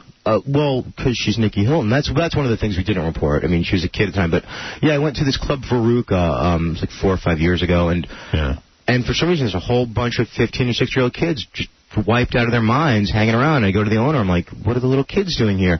He's like, that's Nikki Hilton. I'm like, what's a Nikki Hilton? No one knew who she was yet, and it was her little Sweet 16 after party. Yeah. And so they felt okay serving them booze. Yeah, nobody... Doesn't mean they served them the booze there. They could have brought in their own booze. Come over drunk. I think even like her grandparents were there, Right. Oh, really? Yeah. Jimmy Fallon, good guy?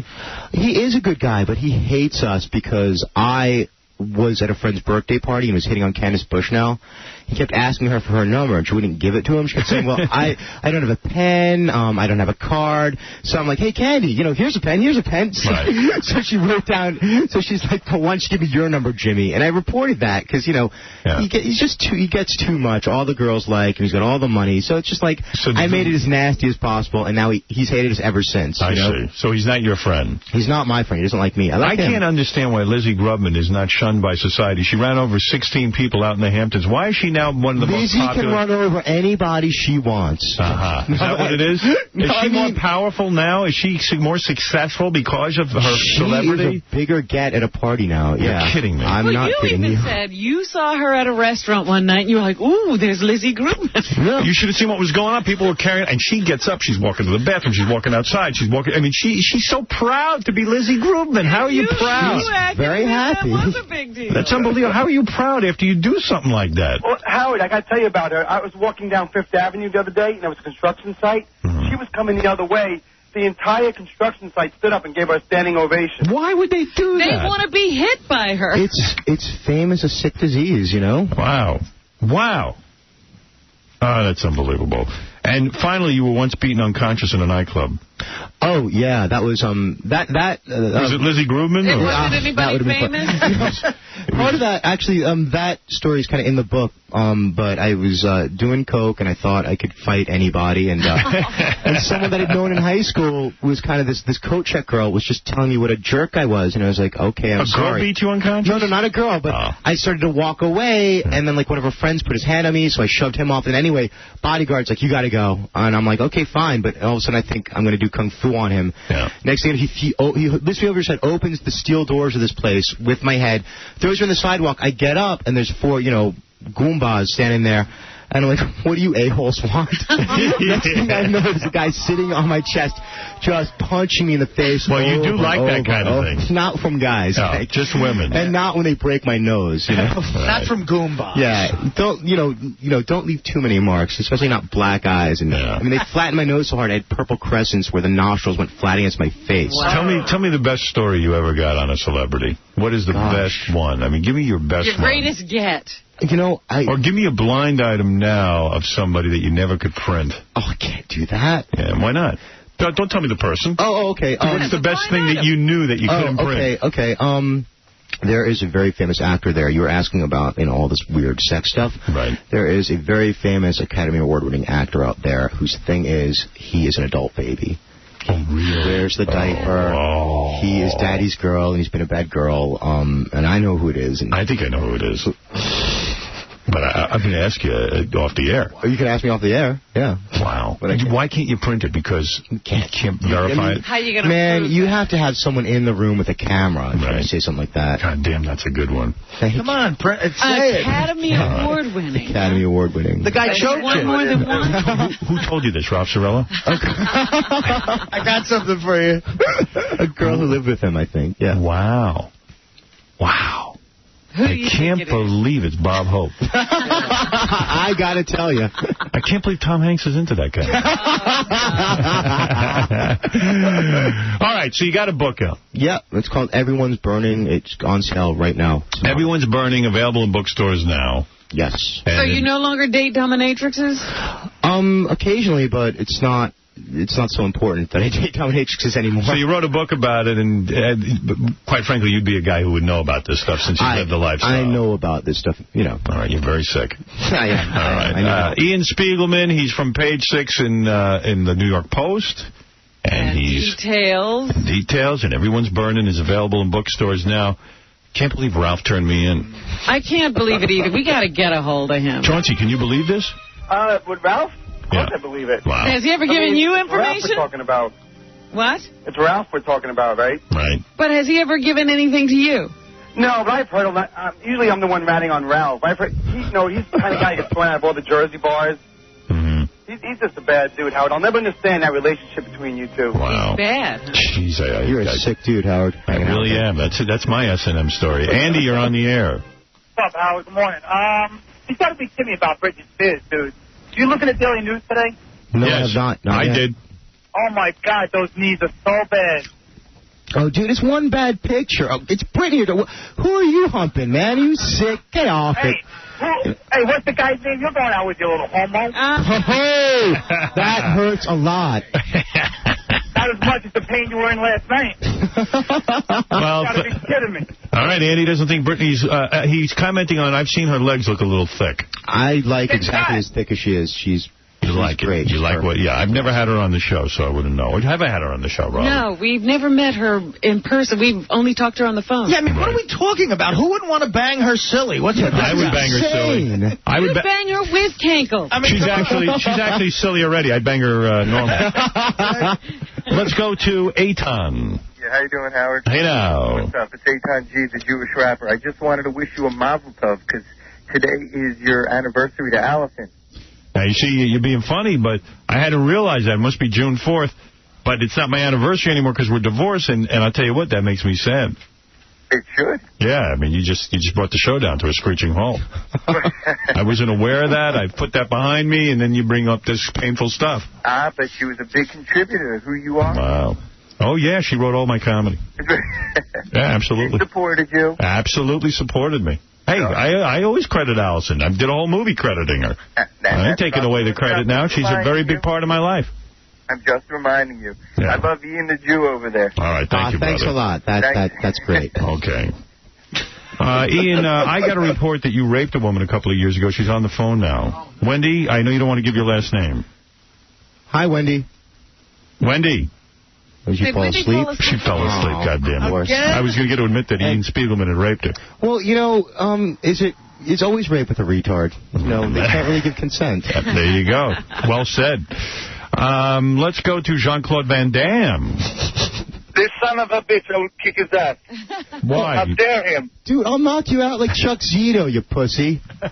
Chuck Zito is nothing. I will kick your ass. I'm the muscle from Brussels. I will kill you. All right. Well, you are nothing. All right. Do another line, my friend. Ian, you are nothing. You're a scumbag. I do a helicopter kick to the side of your head. All right. I'm waiting for it. Thank you. Jean-Claude evidently Russian. These. Brad, go ahead. Yes, Brad. Am I Brad? You're Brad, ma'am. No, he must have it incorrect. I'm My sorry. computer I'm a doesn't. girl. My computer doesn't lie. Your name is Brad. No, my name is Trish, Yes, Trish. and I don't know what this has to do with page 6, but I was wondering if you were aware that Gary Delabate's long-lost brother is now on The Real World. Oh, I saw that picture. I did see that picture. There's a. I don't even want to explain it. It's a visual Some thing. guy who's on The Real Who looks like Gary. All right, listen. She brought the show to a screaming halt. Yeah, that was nice of her. I appreciate that. I'm so sorry about that. In your segment, Ian, we're so sorry. That had to happen. Luck of the draw. Ian Spiegelman, Everyone's Burning, available in bookstores now. Give me a free copy. I'll read it. I'm not paying for that. We got one for you. Right, We got one for everyone. All right. Thank you. Sometime I'll read it when I have some vacation time. Yeah, I know. I get 3 or 4 months. Fred will read it. Fred reads. It's a good summer read, wouldn't you say? It's on Entertainment Weekly's summer reading list. So there you go. And look for Ian being flogged at the Hellfire Club sometime soon. Absolutely. Thank you. All right. We'll be back right after these words. Here's Robin calling in sick. Hi, Gary. This is Robin. Hope you can hear this. Obviously, I am under the weather and don't think I should be at work tomorrow. So here's your heads up. Hopefully you get this in a timely fashion. I'm going to try to get this out of me and be back by Tuesday. Bye-bye. Hey, Howard. How you doing? I'm Howard Stern from New York. The Howard Stern Show. What's up? So I saw that Spike Lee is suing the network Spike TV, the TNN, which is a network actually I'm going to work for. I'm creating a cartoon called Howard Stern, the high school years that I've sold to them, and we're in the middle of developing it. But next week they're changing the name TNN because people still think it's the Nashville network. Right. It's been bad for them. Yeah, it's going to be then they made it the National Network, but that didn't work out. So they're just changing the whole goddamn name to Spike TV. So, this is funny. Spike Lee, whose attorney is Johnny Cochran, said, you stole my name, Spike TV. It's obviously about me. He goes, you're touting a male, irreverent channel. Spike Lee. That's what you think of when you say Spike Lee? I swear to you, I've heard this name Spike now for 2 months. I've never once thought of Spike Lee. Never. He has got some goddamn ego. It's ridiculous. I mean, and you know what else? He makes... This is a frivolous and lawsuit. And what would Spike TV be? I wouldn't know if it had something to do with Spike Lee. I mean, the word Spike is now Spike Lee. He owns that? He's got to be kidding. Like, copyright the name. I don't know. I mean, and so he wants to sue Viacom, and Viacom saying, sue all you want. I mean, we disagree. Yeah. What about Spike Jones? What about Joe Rivers' dog named Spike? I mean, what are you saying? Plenty of spikes, yeah. And, when I heard Spike TV, I was even like, well, what is a spike? Well, yeah, I didn't understand how it was supposed to relate to men, but I certainly didn't think of Spike Lee. Yeah. Well, he thought of Spike Lee because that's what he spends 99% of his time thinking about. Right. He's wishing somebody would call him. When he heard that, he thought somebody was calling. Yeah. If they called it Howard TV, I might have a case. Right. But Spike, and if I was them, I'd change it again anyway. Yeah, he's a little too into himself. Is his name even legally Spike? I mean, is it? I don't know. I don't know what his name is. Right. So I thought that was kind of funny. And really what it does is it slows down the availability of court dates for people who have legitimate lawsuits. Yeah. I know Spike Lee's real name. We just looked it up. What is it? Elmore? Shelton. Shelton. Oh, so he doesn't even own Spike. Yeah, it's not even his name. So weird. We're minutes away from the eating contest to see all the pizzas out there. How many pizzas do we have, Dougie? We have 5 pizzas. Which is your name 40, Dougie? 40 slices. Okay, 40 slices. I looked at the number of boxes over there. I said, how many people in this contest? If you have a half hour, can't you eat 5 pizzas easily? No, 5 pizzas. You, I mean. Me? Yeah. I was thinking that 2 was a lot. Well, first of all, I must say I cheated a little bit. I got my favorite pizza. This is from Uptown Pizzeria in Hoboken. It's great. Yeah, Why not? Artie requested the pizza. It's fine. Who cares? Because they challenged me, so I figured. And my buddy Dave over there makes it really good with fresh mozzarella on top and a little olive oil in the crust. Who's the guy who's going to challenge Artie? It's a guy who just called us and said he's just like Artie. He's, his exact words were, his sister emailed me and said, he's big and fat and out of control, just like Artie. What does that mean? And that he could out-eat Artie. Let me meet the guy. Let me bring him in. Yeah, I was going to say, aren't you going to start this up while the pizza's still good? Yeah, I might as well. I mean, who cares? Like, it matters to these guys. Well, we got it last night. It's not the, it's been overnight. You're kidding me. We got the pizza last night? Well, yeah. Did anybody heat it up? They heated it. I hope it's heated a little. It can't be too hot or too cold. Your name is what, Fred? How you doing, Howard? Hey, Fred. Fred Pilla? Yeah, Fred Pilla. Pilla. It's Italian. All right. You think you could eat more pizza than Artie?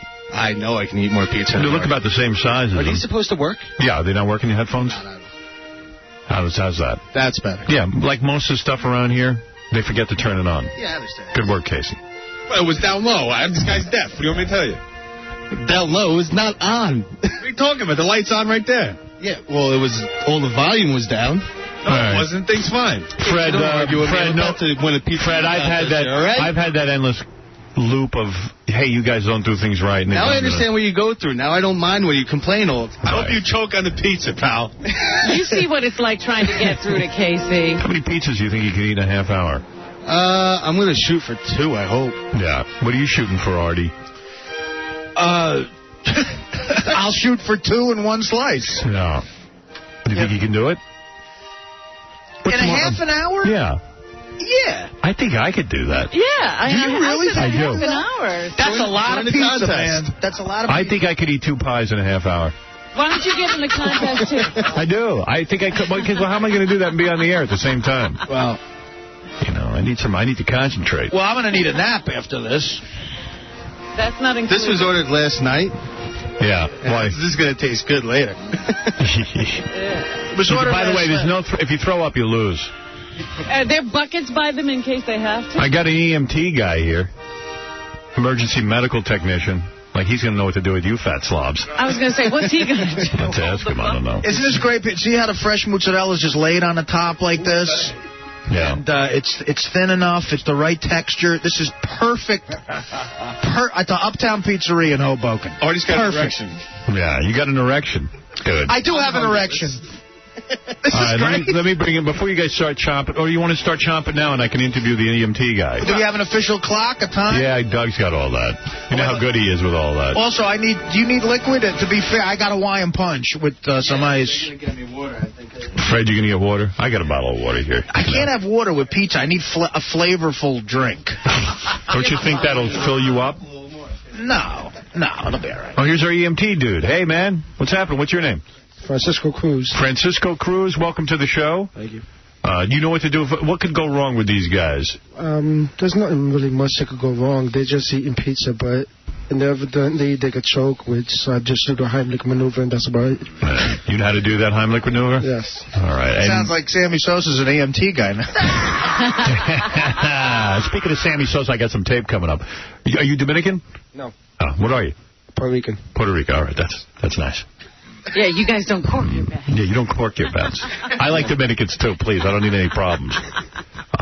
So, all right, you're an EMT guy. And who's this sanctioned dude? My name is Rich Shea. I'm the president of the International Federation of Competitive Eating. We're the governing body of all stomach-centric sport worldwide. Are you a competitive eater? No, I'm a social eater, actually. And how did you get involved in this kind of work, seriously? Well, we've always done the Nathan's Famous Hot Dog Contest. Yeah. And about 7 years ago, my brother and I decided that this is a fast-growing sport that needs a governing body. Do you get paid for this? Contest. When you go out and do the Nathans or any of that kind of stuff? We do, actually. I mean, there are sponsors. Orbitz and French's get behind the Nathan's contest. And, So they'll throw you a couple of bucks to make sure it's all kosher. Now, what are we doing wrong? Anything wrong here? We got the pies. We got the two dudes sitting here. No, and you got the IFOCE, so this is officially sanctioned. And I heard something about 2 pizzas in a half hour. Yes. We can actually, I got a guy I know that can do a full cheese pizza, none of this mozzarella stuff, like the real hardcore pizza in 5 minutes. Really? Yeah. Yeah, it sounds long, a half hour. Here's the difference. What? None of this mozzarella. Every pizza has mozzarella. What are you talking about? No, but, this is like a real good old-fashioned pie. What is this? But those slices you get on the street, like all those Ray's places, they have that thick cheese on them. I prefer this. That looks pretty thick, quite frankly. But here's my point. A lot of guys I see can eat in 5 minutes real fast. Right. Endurance and capacity is the question, right? In a half hour, we want to see, could a guy... How many pies could a guy eat? And these guys aren't professionals. Right. No, but I'm going to rank them both after this. Good. IFOC Wait a second. The challengers brought up an interesting question. What is it? Eating crust. Absolutely. Everything has to go. Yeah, that's a challenge, that's actually. Fine. Yeah, because we don't want to get into evaluating how much crust versus pie you left over. Well, look, I am on a low-carbs diet. I don't know if I want to eat the crust. Oh, please, Artie. Artie, you're going to have to give up your diet just for this. All right, so why don't you guys begin eating? I got a lot of business to attend to while you guys are doing this. We got a lot of funny stuff. All right, the clock has started. Can I talk to you guys? What's the matter? Fred? It's like rubber. Yeah. It's from last night. You didn't heat it up? They heated it up a little bit. I'll tell you, can I get some hot pepper seed? Hot pepper seed? Concentrate on eating. That's it, like hot pepper you Crushed put on red top pepper? of it. Oh, it's disgusting. Is it good, Artie? It's excellent. It was probably good yesterday. Dude, with the complaining, calm down. I'm just saying, it's a little old. Like you've never eaten day-old pizza. It's like every guy I eat pizza with, they won't shut up. You eat pizza with a lot of guys, too, don't you? No, he usually eats alone, trust me. Yeah, I bang broads and I eat pizza with guys. Calm down. There's a feeding frenzy that goes on in Artie's apartment every night with that pizza. Is there a prize or is this just for bragging rights? I tell you what. Wait a minute. Yeah, what about that? Well, I'm risking my figure for no money? I'll tell you what, I'll give you $500. Can I give Artie $500? Absolutely. All right, the winner gets $500. Courtesy of Artisan Home Entertainment and the Terminator 2 Extreme DVD, which is supposed to be real cool. This is a very relaxed competition. Yeah, well, we got a half hour. Could we put Sports Center on or something? He needs help. You guys are still eating your first slice. Oh, it's a half hour. That's why I said it's very relaxed. See, What are we, pigs? Artie's all about pacing, seriously. I've been with Artie before. He's not a fast eater, but he's very consistent. He'll keep going no matter what. Yeah, he won't have to have any breaks. Fred, having trouble? No? What's the matter, Freddie? Not much. You don't worry about me. Fill yourself up. Go ahead. I know. I'm a big dude. Artie's a pizza-eating machine. I love it. My two favorite inventions are air conditioning and pizza. Is pizza your favorite thing to eat? It's absolutely people talk about their last meal. It's like, what are they talking about? It's not even an issue. You know what you're having. Give me a slice of pizza. Pizzerina for me. You too, Fred? Yeah. Yeah, you love pizza. They're still working on their first slice, and we're 5 minutes into this. Well, that's what I said. You gave him a half hour. Yeah. 5 minutes. We'll see who wins. How much time has he lapsed? 2.5 minutes. Let me talk to Richard Shea, the president of the International Federation of Competitive Eating. How are these guys doing? Well, they're going out awfully slow. This is an endurance test, as you mentioned. 30 minutes is longer than most of our contests. But one thing that they're doing, which is wise, you look at all that crust, they're not drinking a lot of water. That would absorb, the crust would absorb the water, and that would hurt their capacity. That would expand them. There is a little, that tomato sauce can be a little acidic. Yes. So all he's got is some sort of grape juice or orange juice in front of him. Hawaiian punch. Yeah, it'd be better with like a soft yoo-hoo or something milky to kind of keep his tummy nice and smooth. You know what I mean? But he doesn't care about that. But it's awfully slow. Artie. What is that, Fred? That's what I'm worried about, acid indigestion. Yeah, you don't want any sort of reflux action because I'd have to DQ you. Don't want to say anything, but Artie's already halfway through his second slice, and Fred is just beginning his second slice. But in all fairness, Artie left a small piece of crust for later. I go back. And Fred finished his whole slice. What do you mean Artie goes back? I don't know. Smart. You're talking to a professional, Robin. There's some strategy here?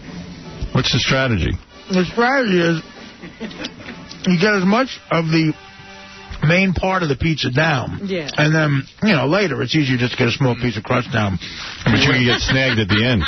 And, It's not like the regular food you're eating anyway. Yeah, Richard Shea is saying you're going to get snagged at the... He's making some good points. He knows what to drink when you do an eating contest. And... Yeah. The thing is, I think that we should have an IFOCE rule, which is you have to complete your first pie before you move on to your second. Absolutely. If you leave the crust, like in the Nathan's contest, they leave all the buns and they eat all the dogs first. Right. You got to go back and get the bread, and that can really... Yeah, you can't move on to your second pie until you get done with your first. All right. You got me, Shay. Hey, Howard, have you ever seen Artie so cocky about anything? I've never seen it. Well, he is eating at a faster clip, but... I would like to point out that Fred wore a black shirt and already has lots of flour dust all over his shirt. Hey, Artie, you really should eat the crust all the way down because it's hard to evaluate where you're at in the contest. I mean, in fact... Fred could really be ahead of you, but I can't tell. Yeah, because he hasn't finished his first slice. I'll tell you what's going on. Artie's got a piece of crust about an inch wide, which he can do in one bite. He's almost done with the second slice. Fred's got about a quarter of a second slice left, so it's close. Artie, are you full yet? No, God, no. I mean, this is nothing. Not close. No, this is like taking a couple of vitamins. Have you ever... You can eat a whole pie. Yes, no problem. I've eaten a whole pie before. Okay.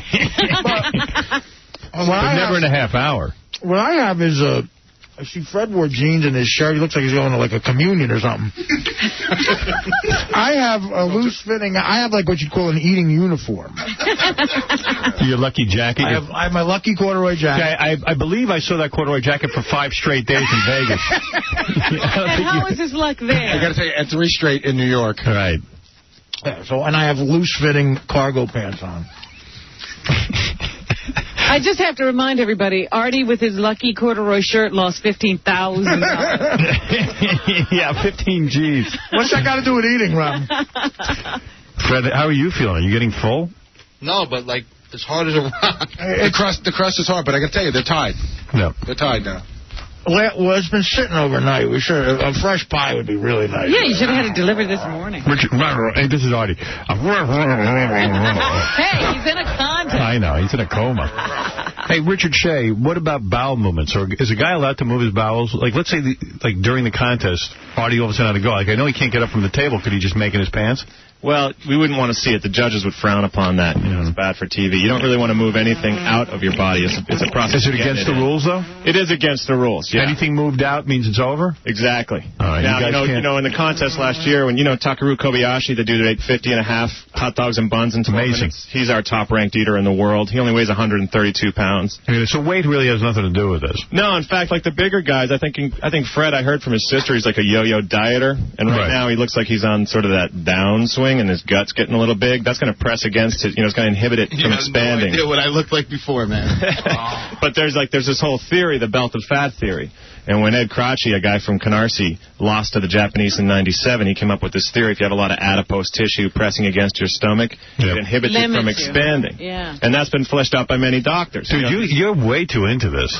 I'm a fan of the sport. Artie wants to tell you something. Could this guy shut up while I'm eating? Yeah. And also, the problem is it looks like the EMT guy could beat us both. I was thinking that. Yeah. Hey, Artie, that's the guy's going to save your life when you pass out. I wouldn't be goofing on the dude. He's a good guy. Come on. Yeah. I hope he gets his arms around me when I'm choking. Yeah. You would have to be a big guy to get your arms around you guys. All right, so what are we on, our third slice, boys? Yeah. How many minutes have gone by, Doug? 7.5. 7.5. I mean, we should go on to other things. They could probably eat I'm fascinated. 12 pies in a half hour. Well, I don't know. I 12.5 minutes have gone by. Only 3 slices. I'm not that impressed. Well, no, 7.5, so let's see. 7.5. Yeah, it's not that long. They should be able to eat 4 times as much. Possibly. Yeah. I mean, what is that, a pie? 4 times as much as 3 times 12 slices is a pie and a half. Right. So they're going to have to cram a little bit toward the end. Yeah, I believe at the end that they're just going to, it's going to be really ugly, that they're just going to start jamming slices in their mouth. Do you think Artie will go out to lunch today? That's what I'm... Oh, yeah. Absolutely.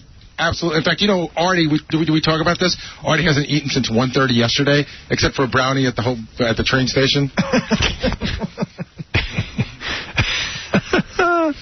Let's go to Stephanie. He just said that's a mistake. Why is that a mistake? I thought so, too. You don't want to fast before a contest because your stomach constricts. You know what I mean? So right, that's what I told Artie this morning. I said you should... Respect to Artie, but that's a real rookie mistake. He's not following the sport. All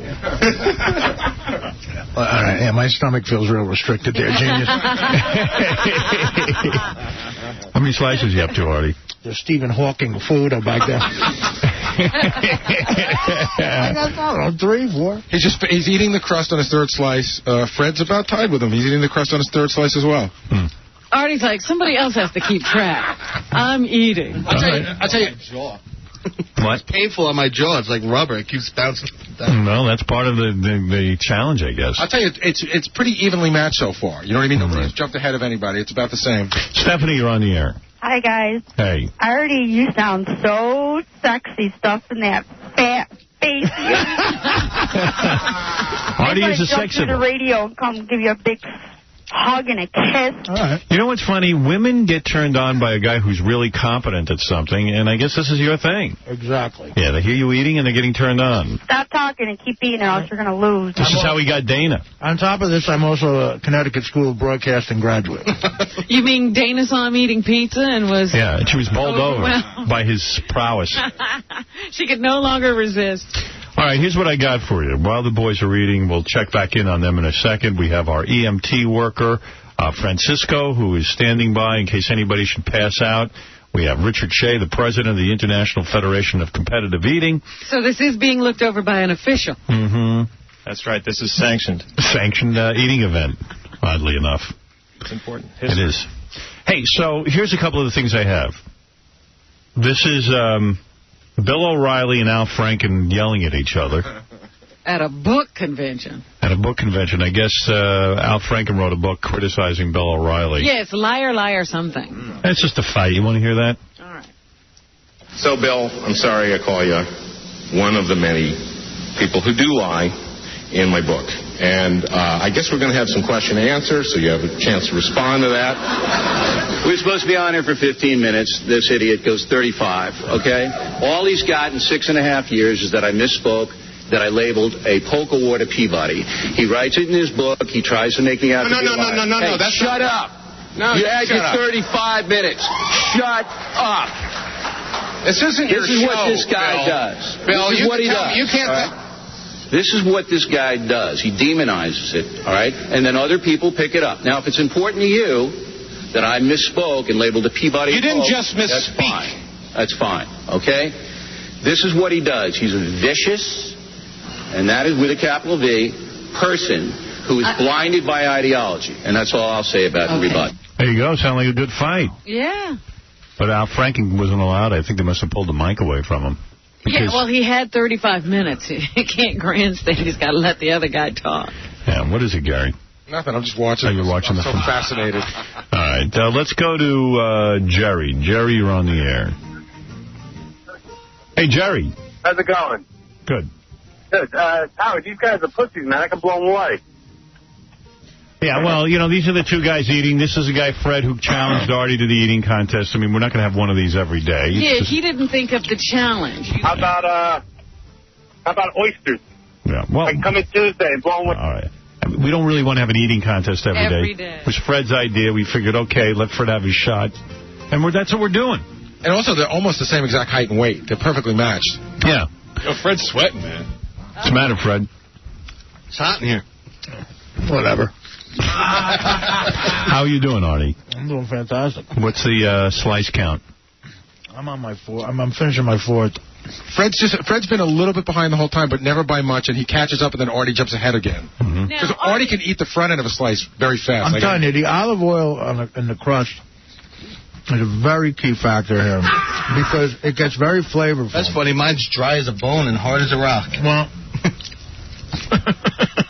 But, Artie, you're not full at all. I'm not, man. You know, I'm a... I love trying to talk to him concentrate. while he's doing this. I'm a little full, but... If anybody's eating along at home, you're... Amazing. How much time, Doug? About 14 minutes has elapsed. So they're almost halfway. And they're only half a pie in. Robin, you're on the air.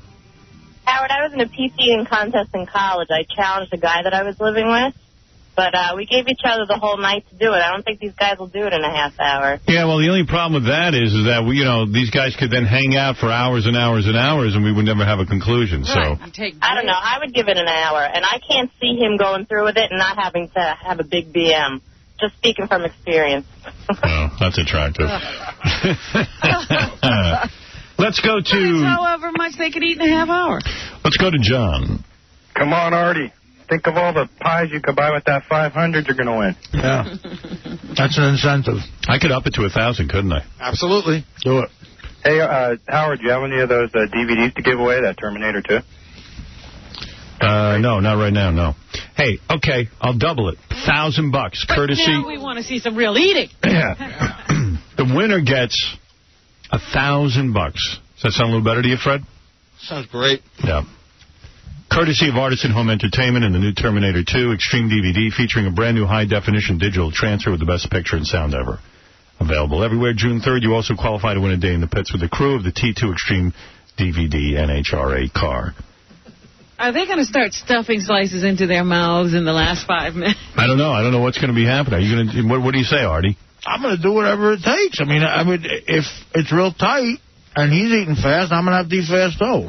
Dominic, you're on the air. Anybody want to bet? It's pretty evenly matched. And the race has already started. I know, that's why it's a good time to bet. It's like halftime. I'll bet 2-1, Artie wins. So you take Artie, huh? 1,000 against 500. And by the way, I'm 2 slices ahead now. What do you say? He's 2 slices ahead. Yeah. He's playing at home. I don't know, Dominic. I don't know who's going to win this. Yeah, Fred is an unknown factor. Does anyone want to bet? Anybody want it? Who's he taking? He's taking Artie, 2-1. I would go with Artie. Artie's just a little bit ahead, and I think that I know what Artie could do in a pinch. I don't know what Fred's going to do. I don't know. Fred's eating at a nice clip, and Artie's spent a lot of time drinking stuff. That Hawaiian punch could slow him down. You're not kidding. Robin? I have no desire to bet. All right. Yeah, I'm not feeling it either. Because I bet on Artie.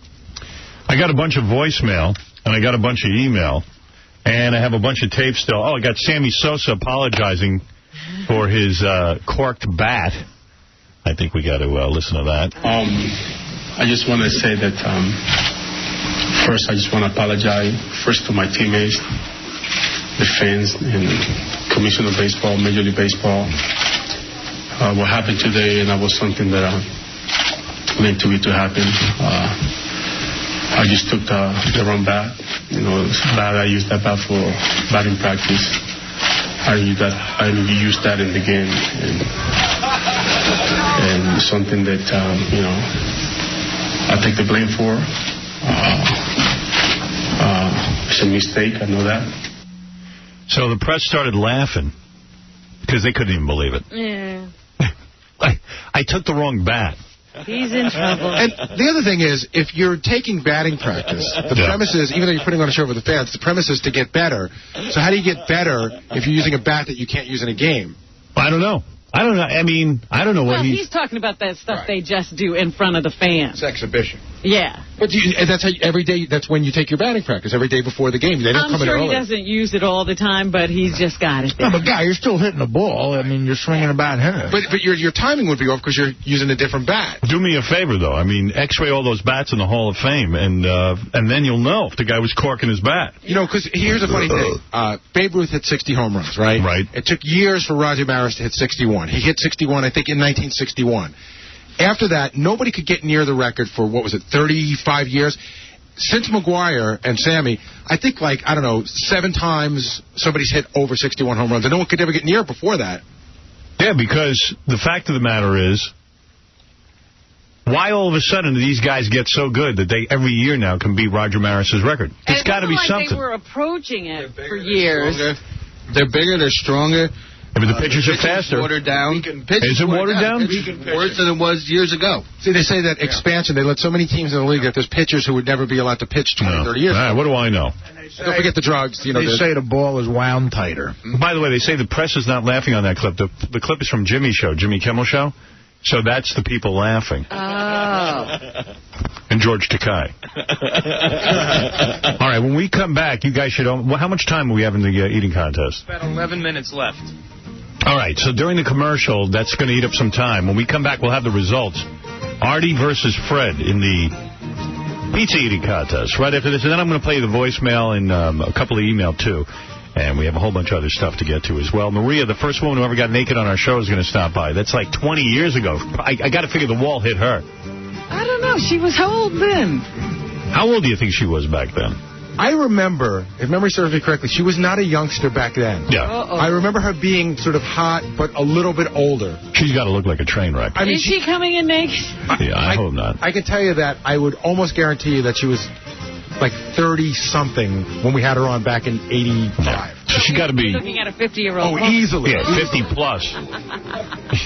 All right, we'll be back right after... Oh, wait, Artie, what do you want to say before the commercial? Can we finish eating before she gets naked? Yeah. We'll be back right after these words. Artie has 4 slices down. Fred has 4 slices down. When we come back, we'll know the champion, the winner of the pizza eating contest. All right. How much time is left in this sucker? Hold on. Yeah. All right, there's 2.5 minutes left. Howard, I tell you, this is like a dead heat because they both left a lot of crust behind. Eat the crust. Artie's now on his last slice, but trying to also catch up on the crust. And the other guy left some crust, too, and is just about to start his last slice. It's pretty close. So who's going to judge? I think maybe we should let our governing body guy judge. Richard, you know how to judge this stuff or what? I do. I go to about 75 contests a year. All right, good. Would you say it's close? It's a dead heat. You know, if they were to end in a tie, we'd probably have to do a 1-slice eat-off. No. Wow. Are you guys at this rate, that could take 10 minutes. How do you guys feel? I feel great. I mean, I feel all right. Yeah? Are you full? It's inedible. It's too hard. The problem is it's been laying overnight, you know? Yeah. But that makes it a little more challenging. Right. Artie was double-fisted before. He had 2 slices, 1 in each hand. And the Hawaiian Punch was balanced on his penis. Doug, how much time left? 1.5 minutes. These guys got a lot of crust to put away, Artie. These guys look like they're in a coma. All right, so Frank just went into overdrive. Whoa. What's he doing? He's throwing down. Oh, he's got 1 slice left. What about his crust? Yeah, I think there's some crust in his plate. He says it's inedible, but, you know, in an IFOC event, right before the buzzer, you can stuff your mouth. So, you know, you can't disregard that crust because then Artie's going to step out ahead of you. That's right. Right. Artie's eating his crust, dude. That'd count as a whole slice. Artie's got plenty of crust. A lot of crust. Frank's got, like, little pieces. Fred's got little pieces where Artie has big, thick pieces of crust left. I know. Artie, you're going to lose. Fred's just gone into overdrive, man. Look at him. Where'd Fred go? I love this flour all over his shirt now. How much time? You haven't even eaten anything. I haven't eaten anything, and I'm belching. 39 seconds. 39 seconds left. How come you dudes aren't belching? That's what I can't figure out. Artie's going to lose. I can't believe this. No, Artie looks like he's going to lose. I think Fred's out eating him. Do you see his cheeks? Who, Artie's? Yeah. He looks like Dizzy Gillespie. Oh, my God. Dana's going to dump Artie. I know it after this. That's a bunch of crap. My number. Yeah, Fred, you go out with Dana. 15 seconds. Money in the bank. What? Oh, Gary, you talking? You got to get a mic on our man. I know, but I start to talk and then he starts to talk. I'm telling you, 10 seconds. Well, then get another mic. Uh-oh. All right. For the wire. Artie can't do anything. Time's up. Stop. Right. Get the guy over here from the International Federation of Competitive Eating, Richard Shea. This almost calls for a scale, but I think I can do this visually. Remember, he's rich and famous, and I'm poor. I got to say, just from an eyeball on these pizzas, The newcomer right over here, Fred from Rockland County, New York, is the day-old pizza-eating champion of the world. I got to tell you, Artie, I mean, it's really, in my mind, a dead heat, and I think that giving it to Fred is fine, but... Artie's still got a mouthful of food, though, and he's got more food in his box. I'll tell you, I sort of agree with the guy. It's close, but Fred has a little less crust left. They have both the same amount of... I think Richard Shea called it properly. I'm just saying it's almost a dead heat. Yeah, it's very close. A lot of our contests, we actually bring out scales because of that. Yeah. They usually are. You add up his crust. He's got a lot of... I mean, the pizza that we have, the rum piece we have left. You got a hot girl. You're on the Howard Stern show every day. Can't I just win the contest, please? I'll tell you, if you want to go... It's a contest. If you want to go anyway, Artie's mouth is still full. So what? He was allowed to stuff it right up until the end. He's just finishing off what he had. Then Fred should have stuffed. Yeah. I'm lining up my crust. I just finished it. Line up the crust piece for piece against Fred's. We got a scale? It was pretty damn close. Look at this. Add up that crust. Look at that, man. Wait a minute. Look at all that crust. It's so close. It's a dead heat. I mean, you could do a one-slice eat-off. Add up this crust. They got fresh slices. Let's do a little bite. We got fresh slices. They were complaining. And this. Look at this. Look at that. No, that's not uncool. fair. That doesn't count. That's not What'd he do? He just jammed something in his mouth that Artie was saying, count this, count Add this. this crust up. Look at that. What do you think, Gary? Let's have a slice off. It is so frightening. Look, I swear, if you came over here and looked, okay, this is what Fred's got left, right, slice-wise. Already hold up yours. When you say these are almost even... Yeah, I'd say they're exactly even. So eliminate those two. Okay. Slice off. All right. A little bit. Just about. All right, come on. I'll give you an even deal on that. And then with the crust... And you just ate a piece of your crust. But it's still about the same. Yeah. It's hard to tell. And he ate a piece of my crust. I know. And there's less cheese on Artie's. He's got more cheese on his pizza, so I think those would weigh out pretty much evenly. Oh, boy. Howard, they're exactly the same. Yeah, they really are. Wait a minute. So you think he has less crust than me there? I think it's about even. It's real close. I say give them each a slice of pizza and see who can eat it the fastest. How come this always happens on the show? I don't know. Why can't there always be like a definitive winner? Because we don't have a scale. Look, Richard Shea called it for Fred. All right. Let him have it. Thank you. All right. Just for the hell of it. Let him have it. You know what, Artie? I'm calling it a dead heat. Thanks, buddy. I don't think anybody here won, but you know what? For the sake of Fred, and let him have some money. Believe me. What do you do? Talk to both of us at 1 in the afternoon. There's no winners. Fred, what about that? Working for you, kidding me? What do you do for a living? I'm an elevator mechanic. There you go. Give the guy $1,000. You know what I'm saying? Thanks, Howard. All right, you win the 1,000 courtesy Artisan Home Entertainment and the new Terminator 2 Extreme DVD. What about our EMS buddy there? Does he win anything? He gets a slice. He gets a slice to eat? Oh, dear. The new one. Give him something. Do you want to give? What do you got left? I give him the same thing. Can you? Sure. So you still have some Kurt Voltheim for tomorrow? Oh, yeah. Oh, good. Okay. All right, buddy. Because of the Hawaiian Punch, I had more calories. I'm going to give you $500 courtesy of Artisan Home Entertainment and the new Terminator 2 DVD as well. The old slice wouldn't be good. Right, and the guy from the is it International Federation of Competitive Eating? That's right. I'm not giving you $500. You don't need it. You needed a plug, and you got one. So I feel good for you. All right, brother? Thank you. If you want to watch or something, we'll try and dig something up for you, like from Steven Singer Jewelers. I could do that if you want to. Let's do that for that guy. He was nice enough to come down. We'll get you a watch from Steven Singer Jewelers. Right on. I can't believe these Artie contests always end in controversy. Yeah, I know. I just have to say, if you want to, you can go to StevenSingerJewelers.com to see all of his jewelry. Yeah, okay. There it is. Wow. I thought Artie would wipe the floor. I thought Artie was going to kill this guy. Yeah. This is some good competition. Look at him. Yeah, and you guys can't eat 2 pies in a half hour. You didn't even finish one. It's basically almost a pie in a half an hour. I bet you I can eat as much as you guys. Long distance type of eater. Yeah. Give me all day, I'll eat all these pies. Yeah, but that's not what we're talking about here, Fred. I know. I tell you, if it wasn't hard as a rock and old, I would have done a lot better, I think. All right. The crust was hard to chew. Thank you. It's day-old pizza. All right, guys. That's it. It's over. No more excuses. No more excuses. Time for excuses is over.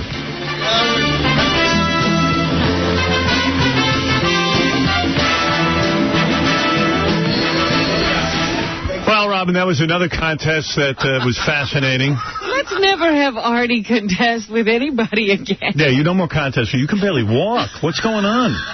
Wow, he can barely walk. What are you feeling inside? Oh, my God. Keep the EMS guy around for a while. Yeah, maybe he shouldn't leave. I think I'm dying. You're dying. Who else is dying?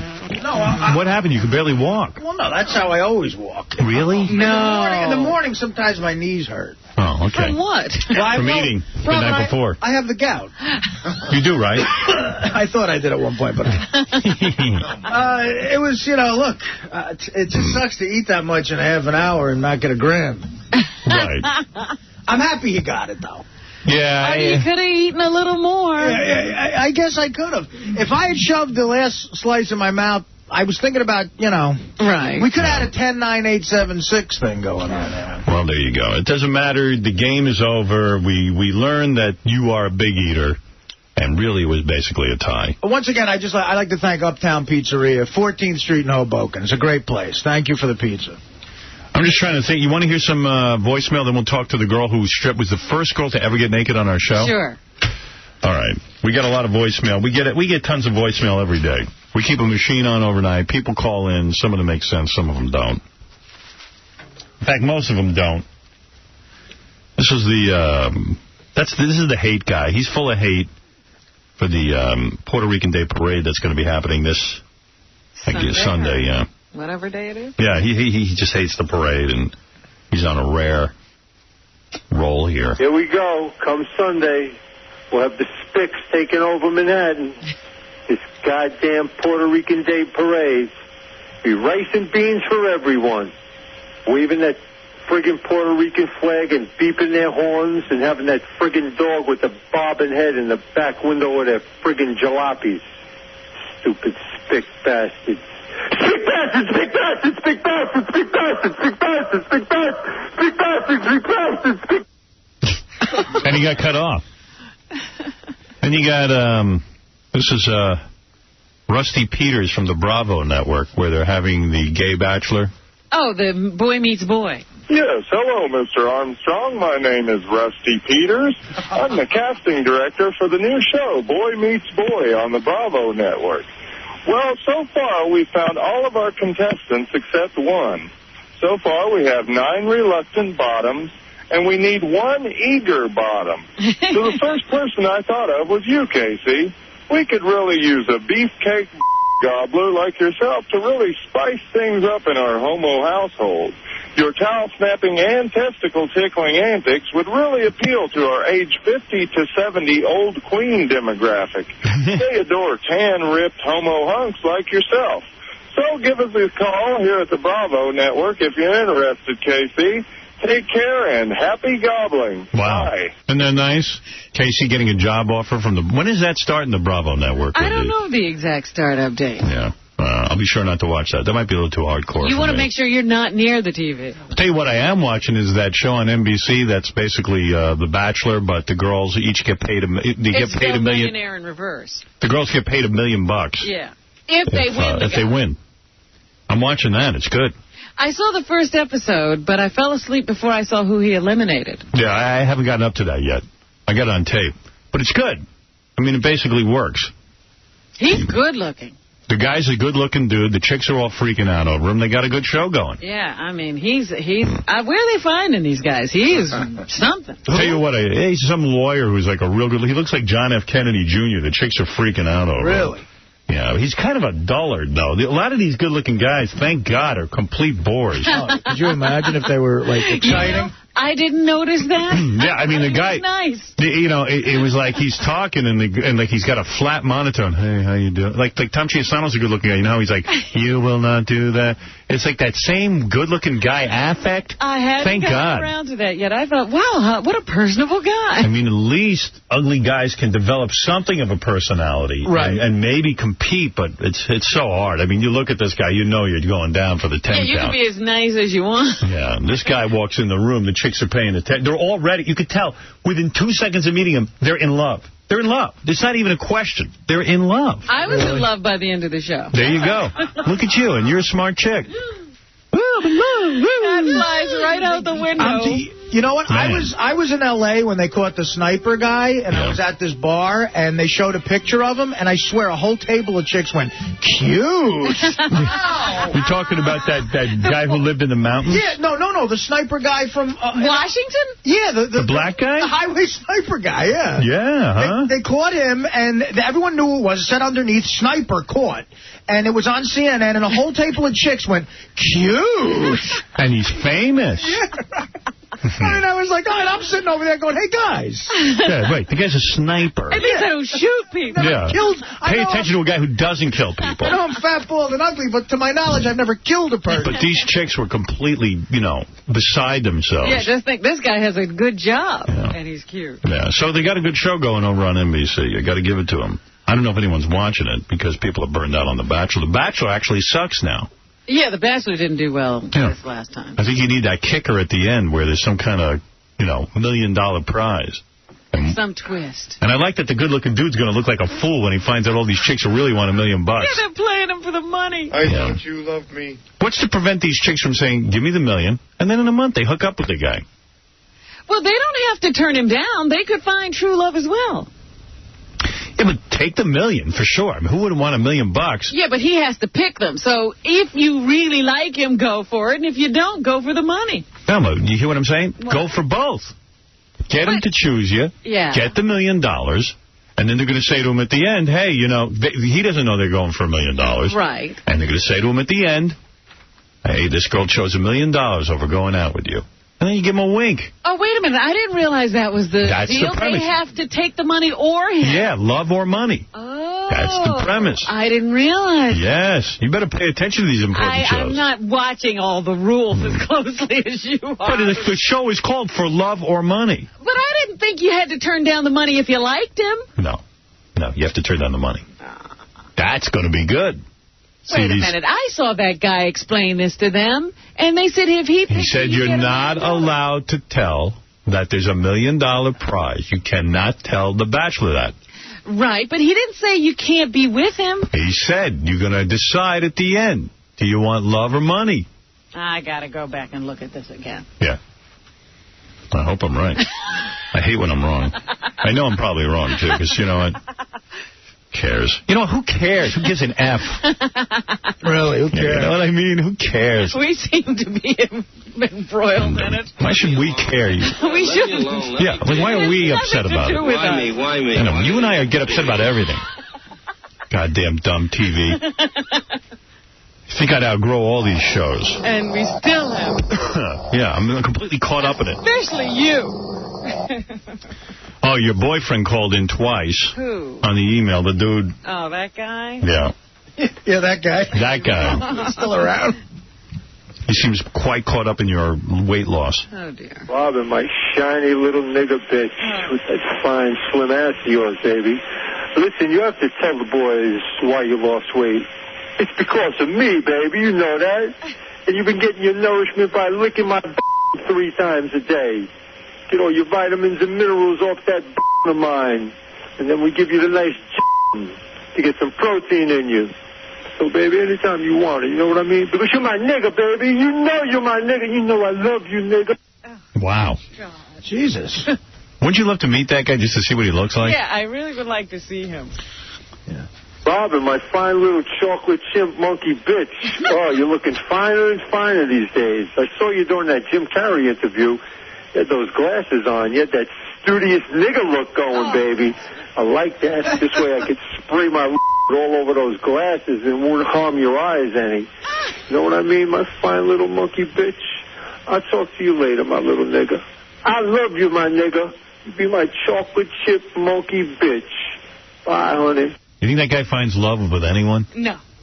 I think he's alone. You do? Yes. Do you think he's in love with you, or is he just hates you racially? I mean, I can't figure out what's going on. I really think he loves me and he's disgusted by me. Right.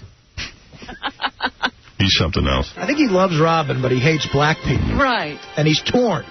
That's what I mean. Right. Well, there's 1 million of these. There's 1 million voicemail.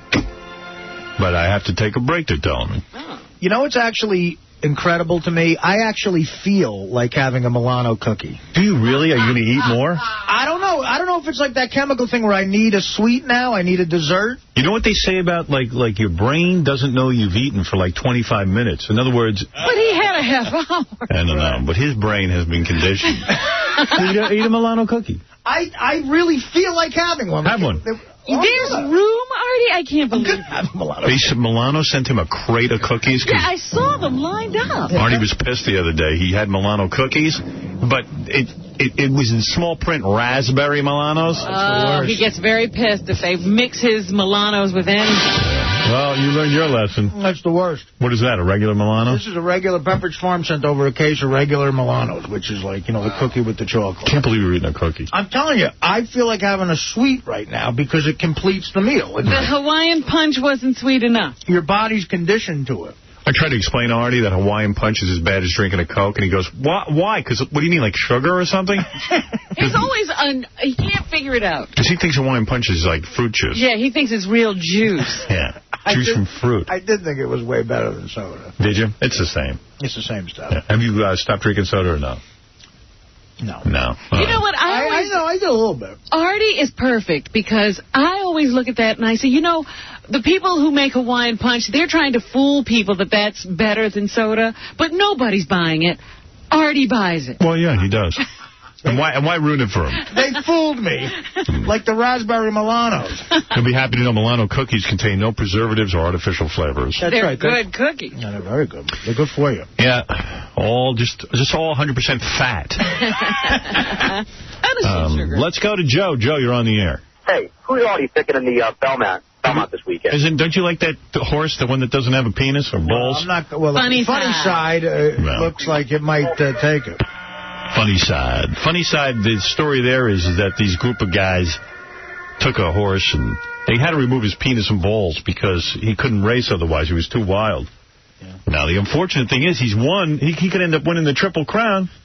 The goddamn horse, though, doesn't have penis and balls. They can't sell his semen. That's where the real money's in. Well, you breeding. can still make a lot of money, though, because, those other horses, they take them off the racetrack immediately. Right. He'll still race. I mean, I guess. You know what I was thinking? Till he dies on the track. Right, he'll just run his legs right out from under him. Is it too Nazi-like to do that with human beings? Remove their penis and balls? No, sell their sperm. Like put a great... No, they do it all the time. They do it all the time. It's going on right now. That's what sperm clinics say. You can pick the race, you can pick the religion, you can pick the IQ, the guy you want to impregnate you. That's what all these dykes are doing. But say, you want, wow. Are you kidding? You know who's going to have the best kids? Are these lesbos. They pick genetics. They go to the sperm bank. They go, look, I want a really good-looking guy. I want an IQ of over 200. Right. I want, I want Einstein, basically, but good-looking. The looks kids like the Bachelor. Lesbos are going to take over the world? Is that what you're saying? Possibly, but Einstein's kids are dummies. I don't think they were especially smart. No. And look at my kid. I didn't break 1,000 on the SAT, I don't think. Right. And I don't even know what my ex-wife did. I don't think she was breaking any records with the SAT. My kids get all good SATs and good grades. You know what? It's really funny how that random selection really takes care of everything. It does. We can try engineering all we want, and they'll, because like you said, Einstein, I think he was married to a real smart person, too. Yeah.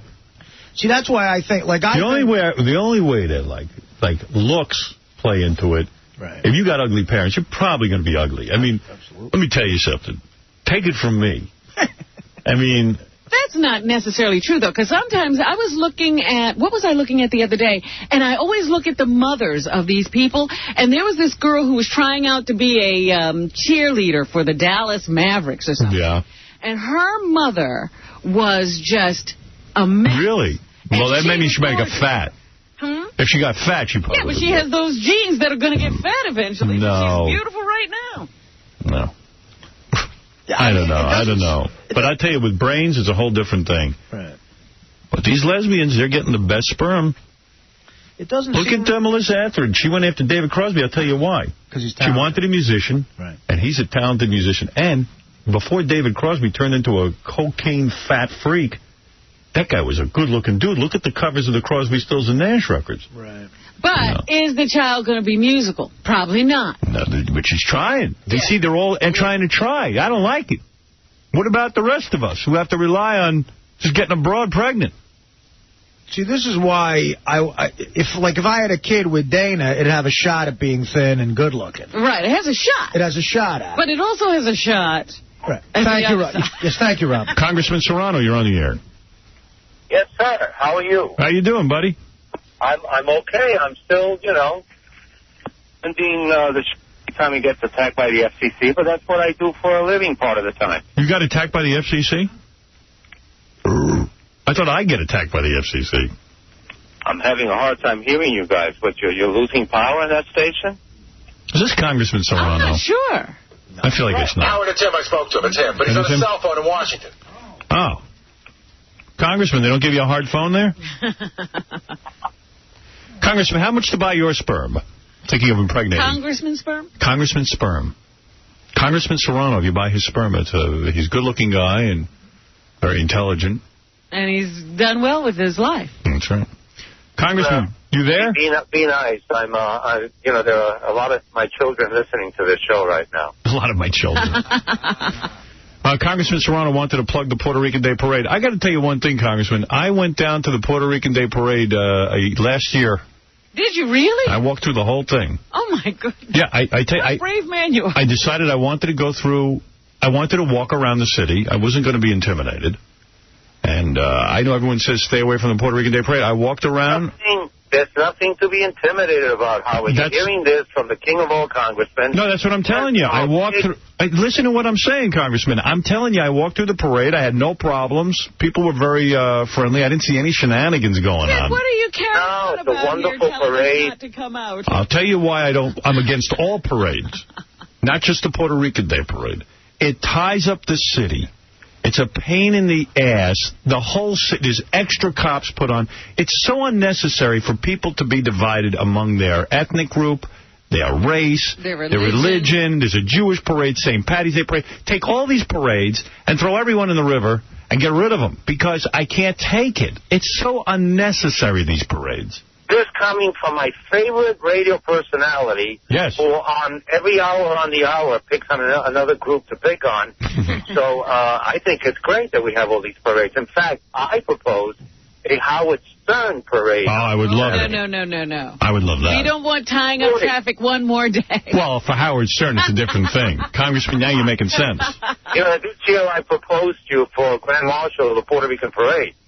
Really? Puerto Rican Parade is funny, though, because a lot of people do the hibachi thing with the lawn chairs on the side. Cooking all over the street. There are people who move their entire kitchens onto the street. Yeah. But I got no beef with people, being proud of their background and all that. But the parade thing just inconveniences everyone. You're not being quite honest. You have said things about the cars running around with the flag outside of the parade route. I don't like it. I almost got run over. No. That is only, I agree with you, that happens in a certain vicinity of the people who leave the parade and carry on a little bit longer. But the parade, first of all, starts on time. That's a major accomplishment. Well, national on NBC, right? If you mind that plug. And then 50 to 100,000 people march, and over 3 million watch. And now, most of the people who are watching, we think, are not Puerto Rican, but from all nationalities who come to see, let's be honest, the first and largest Hispanic community that made New York a bilingual town a long time ago. I got to tell you, though, that's why all of your sponsors sell their products in Spanish and in English. Hey, let me tell you something. I saw one of the things got to change. A lot of Puerto Rican chicks, young girls, are overweight, and they're wearing belly shirts. Right, the costumes. Yeah, the costumes. So you don't think I should wear a belly shirt? No, Congressman. No. I got to tell you, I was really shocked by the amount of people, young women who are overweight wearing belly shirts. Almost every one of them. This is a problem in the whole country, but I'm just telling you what I saw down there. I was there. I walk among the people. Don't get me wrong, buddy. I understand. You're my pal. I really wish that, I would take and have you march with me, and I would not be upset. No, I got no problem. I'm telling you, all parades in Manhattan. No one would notice me, or my son, Councilman Jose Serrano Jr., the guy who got elected last year. Yes. Everybody would notice Stern, and I think that would be incredible. Thank you, Congressman. And by the way, the Congressman has always stuck up for us. He is a great guy. He's been a supporter of the show for years. And I'm a supporter of his. And Congressman... Wait, by the way, just a little business. I was shocked to find out from the FCC, Howard. Yes. And I said, how is it that you always get on the case of Howard Stern? Right. You have a monitoring system. They said, no, it's based on complaints. Right. I said, wait a minute. So if a person complains about Stern, but no one complains about Rush Limbaugh, which is insulting to me, he doesn't get investigated and Stern does. I said, that's right. I said, so if the right or the left or whatever has more people who call in and complain, those shows get audited, if you will. Well, Congressman, let me tell you something. I'll give you some fuel for the fire. Most of my competitors regularly send letters. They don't hire, but they have let's say a friend. They said, would you write a letter for us about Howard Stern? And then I get investigated. I'm the most investigated guy. There are guys doing stuff out there. I have no problem with it, but what they do is they sabotage me. Do you understand what I'm saying? Of course. Yeah, this is what's going on. So the whole system is... I made a congressional career out of defending Howard Stern, and it's cost me nothing so far. The whole system is a fake. It's a scam. The kids are running around. And what is it they're afraid of people hearing? Sex talk. Oh, for Christ's sakes. These kids know more about it. And I don't even have a child in my audience. What do you think of that? 6 to 10 in the morning is the only time that people can monitor what their kids listen to because they're driving them to school or they're home with them getting ready for school. It's at night that the problem exists. My whole argument to the FCC, Howard, has always been what is offensive. I mean, when I hear a right-wing radio talk show host say that all poor people are a bunch of idiots and are on welfare and nobody is a patriot, I may find that more offensive than anything you say. Well, that's the problem. There's no free speech here because they're going to sit and decide what can be said and what can't be said. If you're going to have free speech, you don't monitor anything. It's free speech, exactly. It drives me crazy. Go have fun at the Puerto Rican parade, Congressman. And I want you to come and join us one of these years. I proposed to you as Grand Marshal, but you were beaten up by a famous golfer this year. I will be there. I am, let me tell you something. I go down there anyway. He doesn't really. He walks through the parade. I walk through the whole parade. I'm not afraid. He walks into the park through the parade. Well, I said this one, go ahead and wild my ass. You should have seen me, Congressman. No. No wilding this year. No wilding. That's why Giuliani... No. That was one incident. People, incidentally, for what it's worth, that we're not marching in the parade. Right. The parade is a lot of good people who've been here. And you know, if I may get serious for a second, Don't do that. I know. It doesn't get any money. Wrong show. In honor of my parents, who, were no longer around, but who came here in the 1940s and worked in a factory. And you know the story. I don't have to... I have no problem with your parents. Yes. Thank you, Congressman. And let me tell you something. You're a great guy, and good luck at the parade this year. I'm against all parades, but I have been down to the parade. I had a good time. Right. He wasn't at any parade. I was at the parade. Ask Beth. We walked through the whole parade, goddammit. You were on your way somewhere. No, I said, this is what happened. I was taking a walk. Someone comes up to us and goes, a cop. He says to me, Howard, go back home. It's the Puerto Rican Day Parade. I said, oh, my God, I forgot. I'm telling you, because first of all, in Central Park, they closed down the whole lawn. Right. Because that was a Puerto Rican cop who said that to you, right? No, I don't know. It was some cop. So I said, what am I going to do? Am I going to be intimidated? I want to go for a walk. I said to my girlfriend, we're going. We're going to walk. I'm going to go see what's doing. I walked through the whole parade. I was there among the people. It was on like around 5th, I think, or 6th. Was it 5th? It was 5th Avenue. It was on the east side. I had to walk through the park, get to the east side. You know me. I don't know directions. And you walk through, and there's the parade. You sure this wasn't Thanksgiving Day? All right. I was there. I was at the goddamn parade. Easy. It's a great parade. And remember, in spite of your disdain for the parade, I will still defend you before the FCC. Who's the hottest Latin chick right now, you think? Famous chick, Congressman. Who's the what? The hottest Latin chick right now. Is it J-Lo? Oh, of course. It's J-Lo. J-Lo. All right. She's also probably the smartest businesswoman since Madonna, right? All right, okay. Just asking. You know, these are, of course, your these people. Are the questions people want to know. Nothing compares to Robin, but, I mean. Understood. Thank you, Congressman, and I wish you luck because you're a true friend. Thank you so much. A great Congressman Serrano. Bye-bye. Bye-bye. Yo, Stern, you got a hot chick. No, I didn't get any. I didn't get hassled at all. I'm telling you. No one bothered Beth. I'm telling you. No one. This is new, because last year... People said hello to me. All the tapes. I'm telling you. I want to hear what you said last year right after the... Do it. I said no one bothered me, but it was... I said there were fat chicks in belly shirts. There was a guy who almost ran me over with his car. But that wasn't, that wasn't like at the parade. That was like some dude running around with a big flag. But I'm telling you what happens in the city. The whole city gets taken over. Oh, absolutely. The cars are running up and down every street. All traffic stops in the entire city. What did I say to the congressman? I hate it. And as you're trying to walk through your neighborhood, you got people glaring at you. It blocks up all traffic. I'm against all the parades. I don't want anyone to get the impression I'm just against the Puerto Rican Day Parade. I am against every one of these parades. Yeah, but I'm particularly concerned about that one because it makes it uncomfortable to be in your own neighborhood. Well, hey, honey, call back the congressman. Let's get going. All right, listen, we got to take a break. But that's why Giuliani was so funny.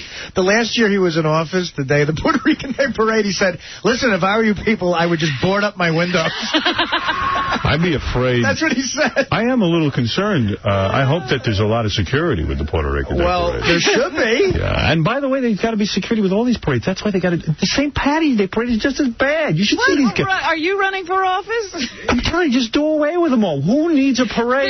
The Israel parade was last Sunday. I didn't hear you say you were concerned about your safety. Absolutely concerned about the fact I couldn't get back to my apartment. But you didn't say anything about your safety. Well, I'm telling you, I walked through the parade. Nothing unsafe happened to me. I mean, I was just walking through like a pedestrian, and I got to tell you, I didn't have any problems. All right. I lived here for years, and it was a problem every year. Well, I mean, it's intimidating, no question. Oh, now you're going to well, yeah, I mean, I've always said it. I'm not changing my tune. I'm just telling you that I think all parades should be done away with. It just ties up traffic. You better not say anything to the people driving slowly through the street waving their flag. No, I'm not saying anything to them. Last year my car was crazy. My car was pelted with empanadas last year. Hey, Johnny. Hey, man, the last Puerto Rican Day Parade, you complained about almost getting run over by a car. I did. I said that. I almost got run over by a car, not at the parade. Afterwards, this guy was, he got his flags and all that stuff. The guy had no concept of how to drive. I was walking, and there was a walk sign. He's supposed to wait till I walk, but forget about it. On that day, he's parading. He came up, he almost hit us, and then my girlfriend yelled out, "Oh, no. F you." And I went, oh, no. He stops the car. He's getting out to beat my ass. I said, what are you yelling at? I can't take out a car full of Puerto Ricans. Nothing was wrong. I ran away. There was nothing wrong. You didn't feel... I felt scared. Yeah, that was bad. What is it? Two very odd parade experiences with the Puerto Rican Day Parade when I lived in the city. The first was I didn't realize it was a parade, and I was walking through Central Park, and it was just, people were just literally like throwing garbage down and just, going through, and there were two guys. Well, now you can't even get through the park. It looked like Lord of the Flies, Howard. They had a giant stick with a pig on it. Right. With an apple in his mouth. I mean, the pig had to be 400 pounds. They're all over the park, yeah. So two guys carrying a pig scare the crap out of you. And then one time, I couldn't get to the It's like Lord of the Flies. Yeah. And I couldn't get to the west side. And when you see a parade going by, at least if you see, like, Bullwinkle or one of those big floats. But I see, I'm in my car and I can't go by, and a giant blow-up of Goya beans goes by. And it just seems so insignificant to wait for Goya beans to go by, and you can't get through the traffic. Hey, Goya beans is a big deal. Bullwinkle is more important than Goya. They're all You're comparing Bullwinkle and Goya beans? They're both pretty Beans stupid. at least feeds you. I think Bullwinkle's He's stupid. willing to sit in traffic for Bullwinkle. Yeah, at least Bullwinkle entertains not Goya kids. bean cans. At least Bullwinkle entertains children. Who does Goya beans entertain? All right, who cares? They're never doing away with these parades. No, Politicians are afraid. And this is the beginning of the every weekend parade. There'll be Poland, the Ukraine, the Russian Day Parade. God forbid one of these started parades. a couple of weeks ago. And aside from the parades, there are street fairs. Ed the cop, what's up? Hey, how you doing, man? Hey, Ed. I got a quick... Is this Howard? Yeah. What's up, Howard? What's up? Nothing, man. Yeah, I definitely got to get rid of this parade, man. That's this Congress. He's still on the air? Yeah. Good. What's the... the congressman. No. I thought you said... no, you're on the air. No, the congressman. No, he's gone. He's gone. All right. If this parade is so good, why did they let gang members march in this parade? Really? They got the Latin Kings... They had the Vatos Locos, whoever else, with their banners and their gang signs flaring all over the place. It was such a good parade. Why did they let that happen? Who's going to tell them no? I ain't telling them no. All right, Ed. See, that's the problem. Yeah. Like the mayor do something about that. July 8th is the light-skinned black people's parade, which I go to every year. No, that parade's in August. There's a big float. There's a big float of Halle Berry. Wait a minute. What is that one? You say it's in August? What's it called? The light-skinned black parade. Yeah, the West Indian Day parade. That's another winner. The West Indian Day parade. I didn't mean it like that. That's another winner. I say another winner. All right, Ed. Thank you, brother. Good luck. Yeah. Thanks, yeah, let's tell the truth about the parade. On August 3rd, there's the Articulate Mexican Parade. Yeah, no, I walked through the parade. I got out with my life. I did. There's an endorsement. I mean, I won't lie. I'm walking through Central Park. There's two guys with a pig. I'm afraid. I'm the only one that's not carrying a pig. I went to Central Park to just sit down on the grass. They won't let you on that day because they don't want people congregating. Right. In fact, that's new, because when it originally, earlier on, before they changed the regulations, they took over the park as well, and there was a hibachi every 2 feet, and everybody was cooking in the park. And it's funny because I remember seeing guys carrying, like they're portable hibachis, and you see one guy in the front, one guy in the back, and you're like, where are you going to cook on the move? Like, why can't you just put it down? Because you're going to a place to cook. I don't know what the hell's going on. Well, personally, I just stay out of the city. I try to. Last year, I guess I couldn't. I don't know what was going on. Or it was 2 years ago. I'm not sure. Was it last year or 2 years ago I went to the... it was last year. But I'm with you. It's not just the Puerto Rican Day parade. All parades It's all a pain in the ass. And you know what? Like Robin says, the Israeli parade doesn't intimidate you, but you know what? It still ties up traffic, Absolutely. So who cares? Well, that's what I was going to say. I come into the city on the weekends, and you can't move. No. And it's the worst. You're on your weekend. You're trying to enjoy yourself. You sit in traffic. Yeah, and that's my point. I just say, do away with them all. All right, we got to take a break. When we come back, we'll do a little news for you. We didn't talk to Maria. That's right. The first woman who ever... Oh, God damn it. Yeah, I needed a reminder on that one. Maria, the first woman who ever got naked on our show. We're going to meet her when we get back, too. In the late spring of 1976, disco fever was setting the night on fire in New York City. Just a little further north, a group of young men and women were lighting a different kind of fire. Hi, I'm Howard Stern, the program director of Westchester's Rock Station. It's really hard to describe what makes a radio station a success. We here at WRNW have narrowed it down to a very few special elements. First and foremost, the music. You're listening to The Howard Stern Show. Hi, I'm Heather Locklear. You know me. I'm one of the blondes on Melrose Place. I was married to some drummer, and now I'm married to a guitar player named Richie Sambora, and every guy in the nation probably doesn't dream about climbing on top of me, but that's what's written here. So now, do you know who I am? Howard has ached and moaned for years about me, and I just wanted to take this opportunity to let him know that he can keep on aching and moaning. This girl ain't budging. If he has sex with me, I will be represented by his fingers and his imagination. Sorry, the king of all media is just a peasant in my sex life, but I do love his ass on the radio. So, with great non-sexual pleasure, I am proud to say, from the top of the Howard Stern building on the Stolen Vehicle Police Recovery Network, the guy who makes me smile, Howard Stern. All right, thank you, Heather Locklear. Wow. That was a long read.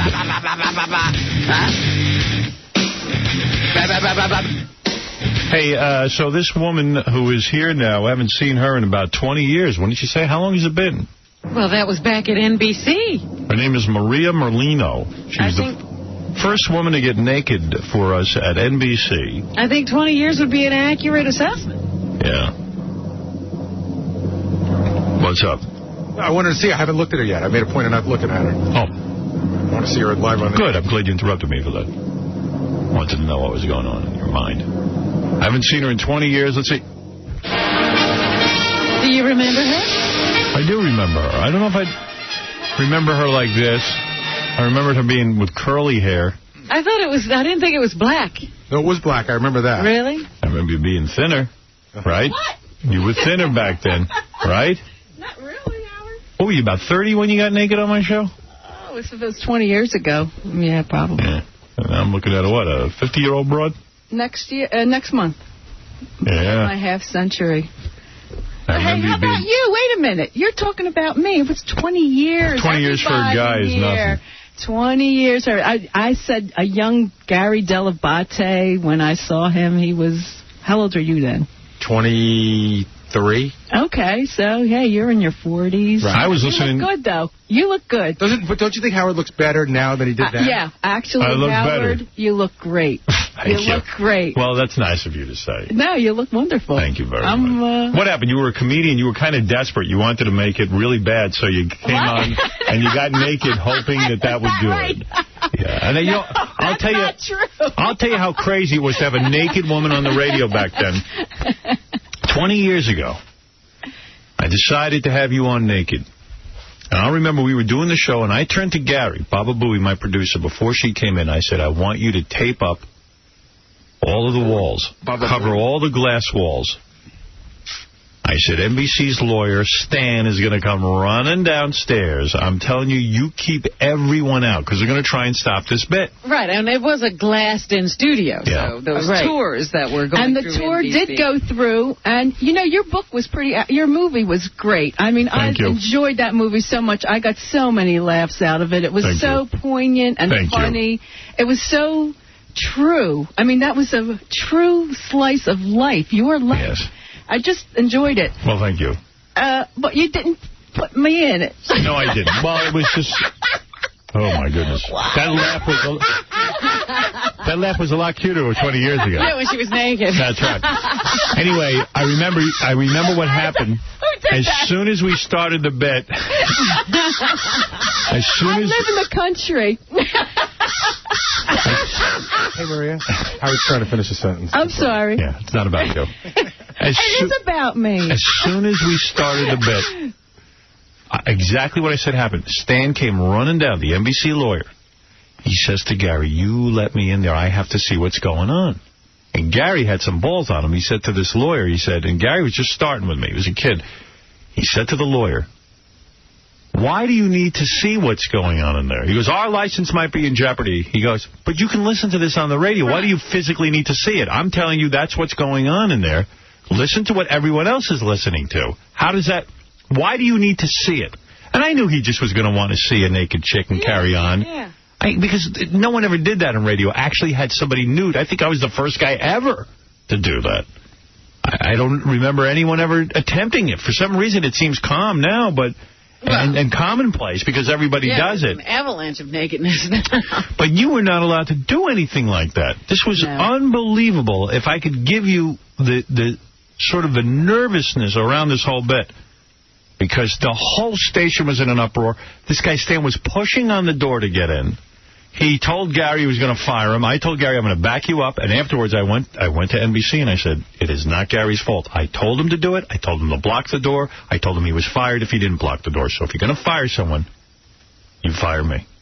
Yeah, and you were and you closed the curtains or the little blinds. I mean, exactly what happened in the movie happened in real life. Yes. Except Jackie Martling wasn't there that day. He was fired that day. That's right. No, he wasn't with us yet, was he? Or was he on a regular basis. Howard, he used to come in once a week at that time. Oh, that's what it was. Yeah, and he was working at the Comedy Factory outlet at the time. And what happened to your comedy career? Did it ever go anywhere? Yeah, it went places. In fact, I'm here today because of the Andrew Dice Clay DVD. Oh, really? Well, keep it to yourself. No, I got nothing to do with that guy. One night with Dice, Rhino Records. It's in every store. It's perfect. Hey, Maria. Perfect. Can it, or I'll just bleep you and throw you out of here. I don't want to hear about that guy. Okay, about my CD. What's your CD? Your CD I got no problem with. Okay, I have a great CD. Yeah, tell Dice it's over, you know. He's on Rhino Records. It's not like the old days. What did you want to say? My CD is called Tea and Honey. Tea and Honey. Yes, a capital T. What do? You taking off your top? No, I'm getting comfortable here. Wow, look at the size of those jugs, huh? They've gotten bigger. Comfortable here. They're all real. Wow. Those are nice jugs. What is she doing? Are you getting naked for us again? Are you doing that? No, I just wanted to get comfortable. It's hot in here. You know, the bra doesn't fit. You're aware of that, right? Yeah. It's my Are you married? Did you get married in that time? I got married in 1990 to Stu Bykowski of the Philadelphia. Oh, Stu. Yeah. Oh, that's what the deal is. Yeah, that's what the deal is. Good old Stu, who's always been so nice to me. He loves you, Howard. But why doesn't he say it in the paper? Why is he always attacking me? Don't you love him? No, not really. I mean, he hasn't been nice to me. Love you, then. No, I think we actually sort of got to a place with him where everything's okay. Yeah? Are you like... Oh, are we in a nice place? Yeah, I think so. I think he finally just writes nice stuff about you. Does he? Yeah, because I couldn't, the guy just was, the years that I needed him to be nice, he wasn't. Mm-hmm. And that's odd, because he married you, and there's that connection. And maybe that's why. Maybe he was angry because I saw you naked? Oh, maybe. Are you still married? Naked first. Still married? We're separated. Oh. We're separated. We have a dog. You have a dog you share? I have custody of her. Her name's Cheech. Never had kids? No. He has 2 from previous. I see. So he has to visit the dog? Yeah, he visits on Sunday. Is that right? He's a good father. He really is. Are you on good terms with him? It sounds like you are. Yeah. Well, you have to be with Stu. What happened? It didn't work out? Did you cheat on him? Oh, no. I'm true to my vows. Well, wait a second. Because I was looking at the notes on you. You've been in the massage business for many years, correct? Yes, that's true. Don't you have some... You've done some things, correct? What did you do? What did I do? I mean, I thought I read the notes that you're not against the idea in the right situation of a happy ending for someone. Oh, come on now. With what? No, that's prostitution. You can't do that. You give massages? Yeah, I give massages. And then you give a guy a little release? No. Hey, nothing wrong with that, honey. I'm not going to get famous for a mouthful. Stu ain't going to put up with that. No. I thought you should have said in the notes. I thought you had... In fact, we won't get into names, but I thought you've done... You work with some major athletes. I have worked with major athletes. They were all gentlemen. Did you see Dikembe Mutombo's penis? Howard, he's the king. Is he? He's the king. How did you see his penis? You can't help it. You just can't. I got to wrap it in a sheet and just throw it over. So you massaged him and then you saw his weenie? You can't help it. It's that big. It's all over the place. It's got a life of its own? If he ever got his a leg amputated, I mean, he could still walk. Wow. Howard, here's Will, our research producer, pre-interviewed Maria and wants to tell the story that she told first. What did I say? Maria, when we talked, didn't I ask you if sometimes during the massages they go a little farther than, professional boundaries? No, I never said that. You said it to me. I did. You got to be kidding me. I said that they are gentlemen. Well, is he sticking that story on the air? Now, wait a minute. And you dated Soupy Sales? Yeah, I dated Soupy. Wow. When did you date him? In the 80s, when he was doing comedy in Atlantic City. Was he married or single? I have no idea. Oh. Is he married? I don't know anything about Soupy's personal life. He is married. He was married when we knew him. In the 80s, he was 80, though, wasn't he? No, he was in his 60s. He was in his 60s? You dated him? Yeah, now he's in his 80s. Wow. Is he in his 80s? Is he that old? Oh. Honey. If he was 60 in the 80s. You didn't know how old he was? You didn't know what his marital status was? Well, I was just dating him. I mean, we weren't. He called me every Saturday with these great jokes, every Saturday morning at 10. Were you in love with Soupy? Not really, no. I mean, I enjoyed his company. Right. Soupy was... He made you laugh. Did Stu divorce you because you were massaging guys? No, absolutely not. Stu is just Stu, and he just... I don't think he can be in a relationship and, be comfortable. He likes to be on his own. Yeah, he likes to be in a room with a television, Likes to veg out. Hey, I can relate to that. More or less, yeah. But did you marry Stu post appearing on the show? Post appearing on the show. Oh, yeah, I married him in 1990. Yeah. All right. Well, hey, Al Rosenberg wants to reminisce. He was in the studio, he claims, when Maria was naked that day at NBC. Hey, I remember quite a few things about that day. Right. I remember the newspapers on the wall. I remember Gary got an official reprimand put in his permanent file. Oh, man. Yeah, oh. Yeah, because he carried out the rest of your pit, Gary. It's probably held you back. Yeah. But I remember something else. All she wanted to do, we thought she was high.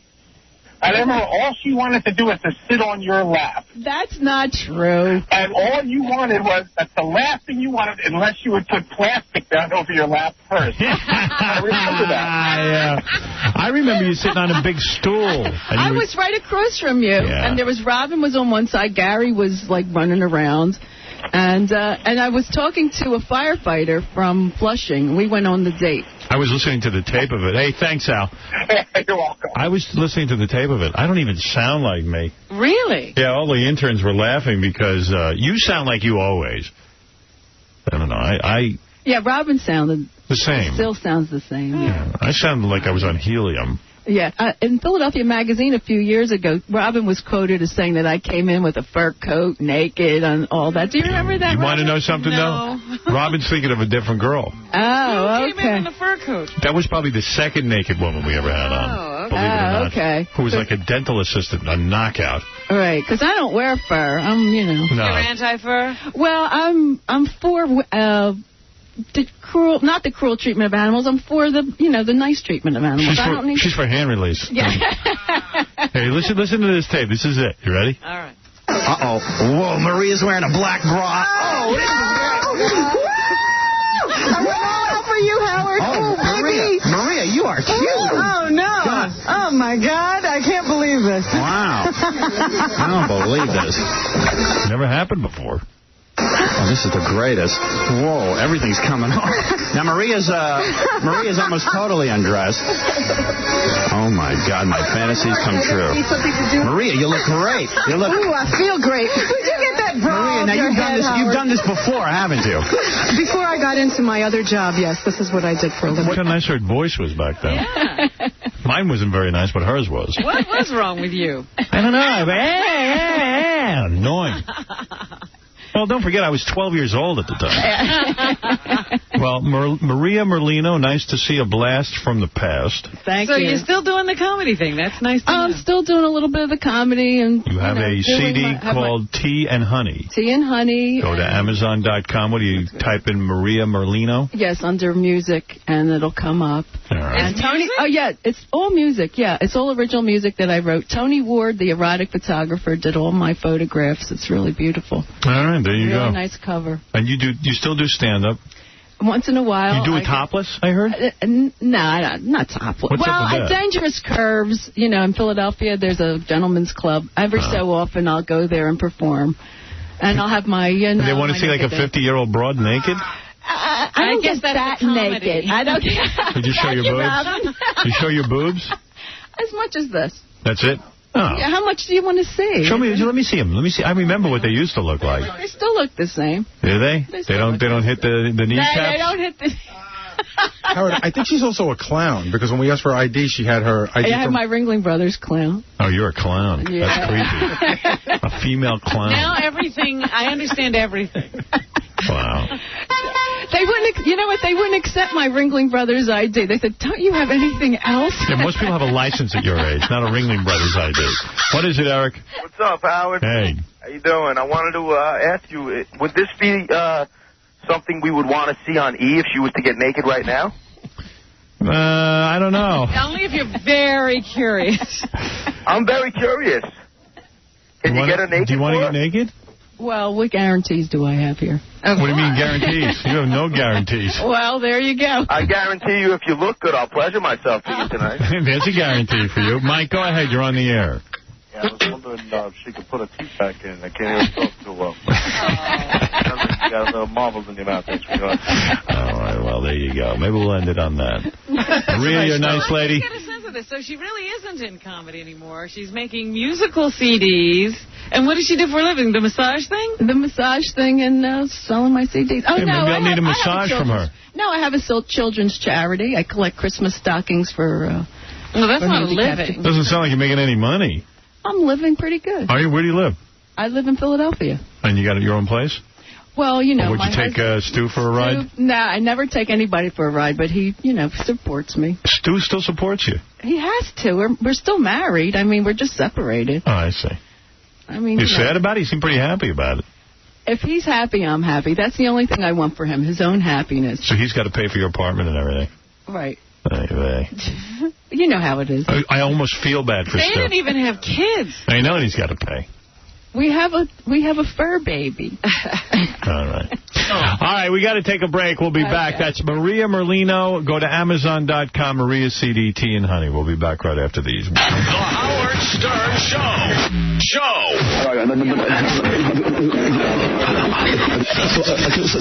Oh, my God. Do you think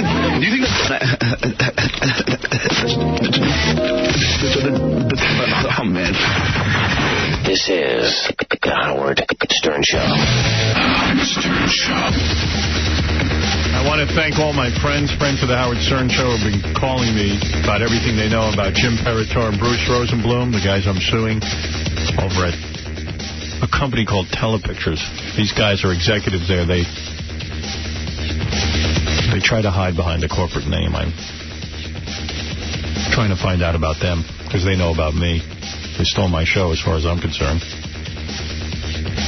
They better be clean. Getting a lot of reports. Better not be any affairs in the past. Nobody making it with anyone from Extra TV or anything like that. Don't let that get into my hands, boys. I will release it. I am not above doing that. I don't want you getting away with. How many lawsuits have these guys had where they hide behind the corporate name? So I'm waiting. I want to know. I want to know everything. Anybody out there ever had cancer and either Jim or Bruce mistreated you on the job? Oh, dear. Anything, could be happening? Well, no, I don't know. I'm making things up, but maybe. Who knows? Maybe a guy got cancer and people weren't so good to him, or maybe someone had an affair with someone at, I don't know, what is one of their shows? Is Extra one of their shows? Maybe that happened. Whatever it is, I want to hear about it. Want to know all about you guys. Jim Parator, Bruce Rosenbluth. Oh, I don't know. Did you kill someone? Whatever it is. I want to know. I hope you didn't kill anyone. No affairs. No dark-haired beauties. Come on. Don't want to know. You don't want that getting in my hands. I don't like it. You don't like it when I single you out, do you? I understand that. I understand. One of the things I learned is Bruce hates when I mention his name. Is that right? Bruce Rosenbluth doesn't like it. Oh, I'm so sorry. Guess what? I don't like it when you steal my show. I was about to have a deal with Showtime. Don't hire Mike Fleiss and Scott Einziger and Jockey the Joke Man and just take everything and right down to the laser pointer. Someone's calling you out now. Jim Paratori or Tor and Bruce Rosenbluth. And I do want to thank my audience for helping me with this. The calls and emails have been staggering. Some very prominent people in our business have been calling me. Really? Oh, yes. Oh, yes. Oh, it's good. Better not have anything in your past, like strange contracts with people that weren't honored or anything like that. Because I'll learn about it. Trying to screw anyone out of a piece of the action. You know what I'm talking about? I mean, I'm not saying that happened yet. But if it did happen, you don't want me knowing it. Jeez, it sounds like you don't want me knowing it. Worried. I don't know. I just don't like these guys. I think they should call me up, either here on the air or in private.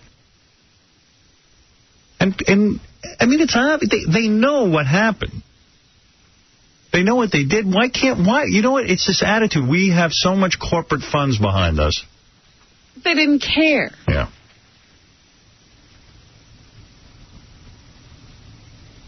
You know what I'm saying? Oh, yeah.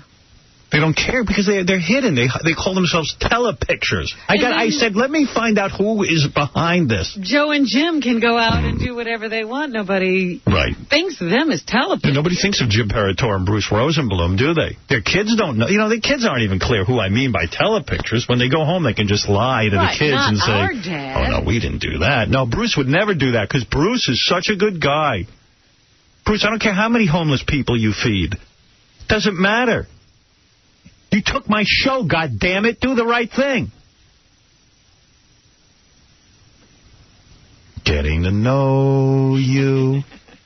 Getting to know all about you. Getting to know you. Getting to know all about Jim Parator and Bruce Rosenbluth. You know, I feel bad. How's that for a creepy song? They say that if you shine a spotlight on anybody, you can find some dirt. I ain't saying I found anything. Just saying nobody ever been look at some of those girls on Extra. Nobody ever better kill anyone. Wouldn't want anyone to find out. Could somebody be going to jail as a result of this? Hey, I don't know what I'm going to find out yet. Hopefully, we'll find out that they were behind the World Trade Center bombing. We'll throw their ass in jail. Yes. It was Jim Parator. and Mr. Rosenblum, who devised the whole thing. They put us up to it. Yes, Muhammad Atta was just a shill in their game. There is no Osama bin Laden. Extra, they did it.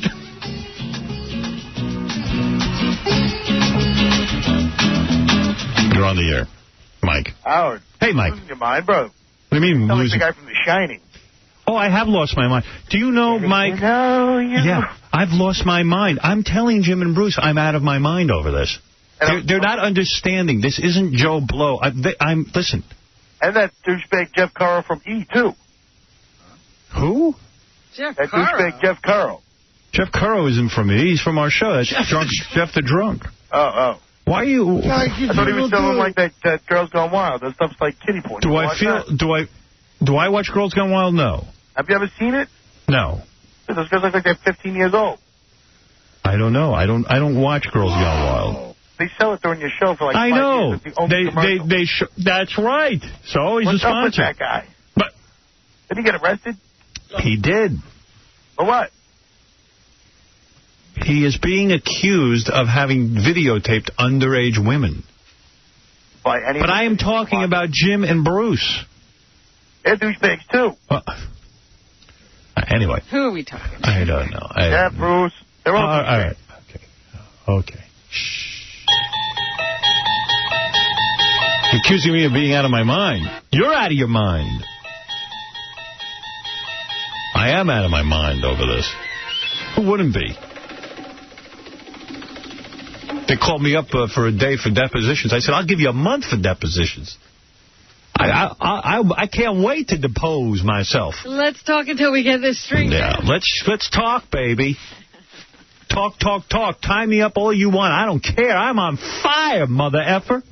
Fire! Thank you.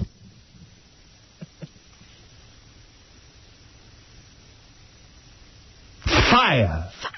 You ready for some dirty deeds, Rosenblum? Yeah, I'm a little bit out of my mind over this. Yeah. I'll be honest with you. I am out of my mind. I think that's fair to say. And you would be, too. And you would be, too. Because these guys know what they did, and they basically went, ha, you know what? You know what? You and ABC worked out your deal, but you know what? He's like everyone else. He'll just sue us, and he'll run out of energy on this, and he'll go away. No, don't think so. Don't think that's going to happen. Scott Einziger knows what he did. And Scott Einziger won't pick up the phone and call. And Scott Einziger won't do the right thing and admit what went on. He admitted it to my girlfriend during the show. And she, by the way, wants to be deposed. She was out there with them. He turns to her, he goes, Howard's not going to like what I've done. Howard's not going to like what I've done. I didn't even know what they were talking about. I go, why wouldn't I like what you did? Why wouldn't I like what you've done, Scott?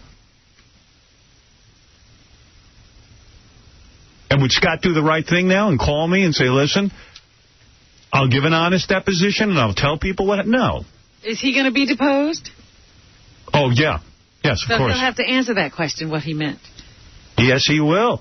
I can't wait to read the answer. I can't wait. I might go to that deposition. I want to watch him testify. You can go? I can go. Oh. I'm the guy suing. I might go. I might sit there and watch it. I want to see him do that to my face, lie to my face.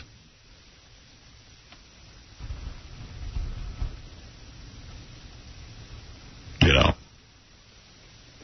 How many times have we discussed taking that show out and then spinning it out and doing an evaluation show? Right here on the air. Yeah. And Robin Rudzinski and I were already, we had a written proposal for E. I can't wait to be deposed. Mike Fleiss has been quoted and said, well, everybody, this is how things are done out here. Howard doesn't know. He told Stuttering John that. Usual, huh? Yeah, this is business as usual. Sorry, Mike. It's not business as usual for me. Not for me. For you.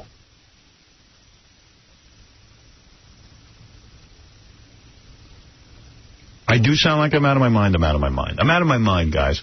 I'm out of my mind over it. I've been ripped off a million times in this business, but this one was so ridiculous. This was so out of place. by my own guy, Scott Einziger. My buddy stayed at my house, hung out with me. Don't ask with this guy what I did with this guy. He was like a brother. Yeah, brother. Yeah, that's why thank God I never had a brother. You can't trust a brother.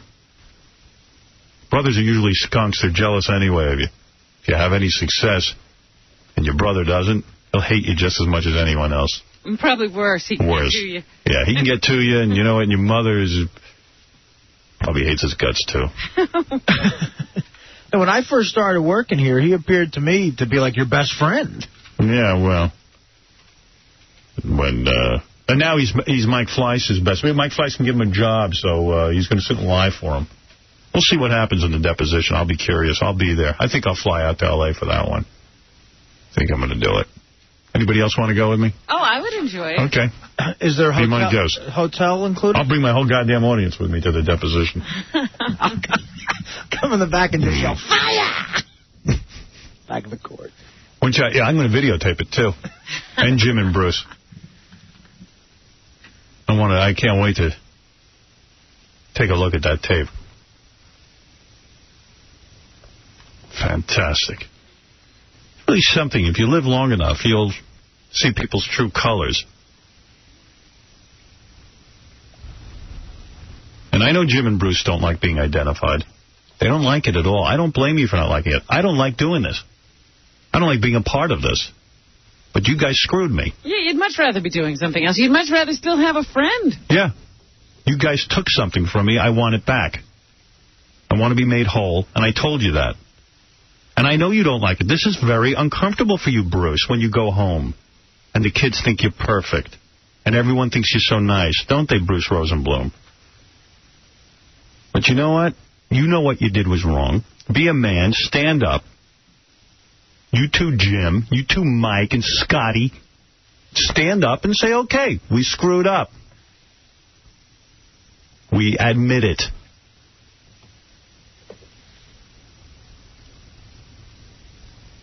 We admit it.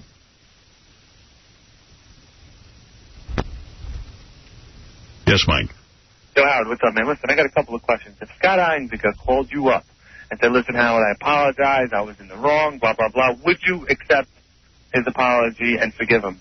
I would if he said, you know what, Howard, when it comes to deposition time, I'll tell the truth. If he stood up like a man, like a hero in a Clint Eastwood movie and said, you know what, I got carried away, I went out to California, I know what happened with him. He tried to make his bones, he always dreamt he's going to go produce shows. He can't come up with an original idea. Maybe he can, I don't know. I never saw any evidence of it. If he did, I would have produced the show. Listen, so if he picked up the first guys to wish everybody good and well in life and in the future and everything else, but he went about it the wrong way. Oh, and by the way, I mean, on the air, I always kidded Scott about this and that and the other thing, but in private, I took him aside. I said, hey, Scott, I understand. I wish you well. You know, you go do your thing. I wish you well in life. If you need me, you give me a call. I was very accommodating toward him and his wife, and always open door at my house. Don't ask how I felt about this guy. And if he picked up the phone tomorrow and he said to me, you know something? I heard what you said on the air. I know what I did was wrong. I was overly anxious to please. I guess I thought of the laser pointer. I thought, and I thought, well, you wouldn't mind. Whatever it is, fine. I want to make sure that when it comes time to give my deposition, that I tell the truth. I would respect him. I don't know that I could trust him, but I certainly would respect that. That would do a lot to heal. I would say, you know what? Okay, you're an honest man at least. But now he's just deceiving and going along with the losers he's associated himself with. At some point you got to answer to yourself. At some point you got to sit down in a chair at the end of the night. He's expecting a baby. Scott Einziger will be a father one day. When his kids lie to him, he better not say, don't you lie to me. Because he's a liar. He's a liar! Don't laugh! I'm trying not to, Howard. You're a freaking riot. Are you going out to the deposition? You're going to really put the pressure on him. I'm going to stare. I'm going to look into his beady eyes. His lasered eyes. Liar! Liar. I wish I could do that. Liar! For those about to fib Liar! Satan. Liar.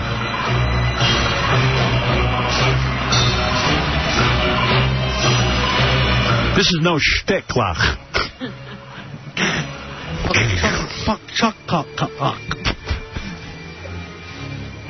I'm furious. Mike Fleiss. If I read one more interview, Howard was my big inspiration. I used to watch the Channel 9 show. He's the reason I'm in TV. Well, then do the right thing if I'm the reason for your success. Do the right thing and admit what you've done. This is more than inspiration. Yeah. This is more than inspiration. Then do the right thing for once in your life. Say, guys, I did the wrong thing. Why can't people admit it?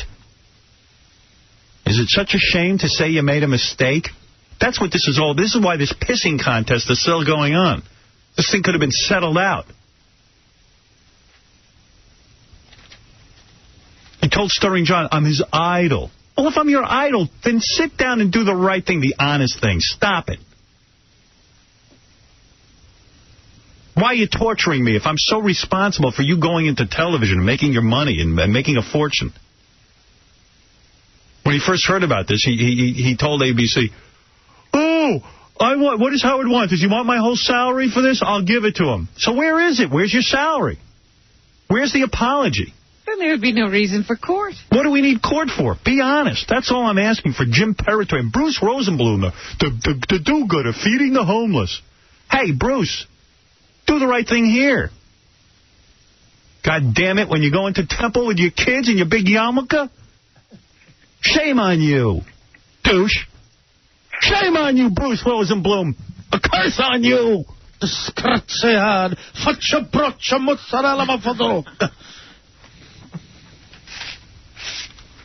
I'm not going away. All right, I didn't mean to get caught up in this. I'm sorry. I get crazy from it. I admit it. I'm crazy. I'm crazy over it. And thank God I got a court. If I didn't have court, I don't know what I would do.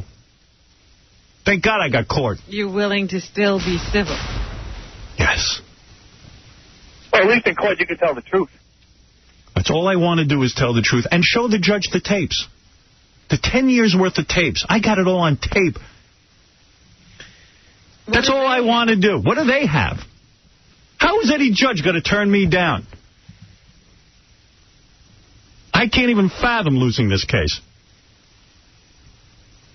And I'm doing this for me, but also for all the people who get screwed out of their ideas. I might actually win. I don't see a judge turning to me and going, no, I don't see the similarities here.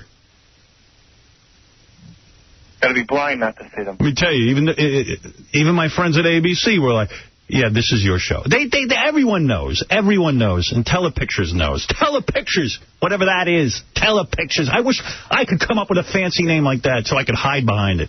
So I could go out and do evil things. Telepictures.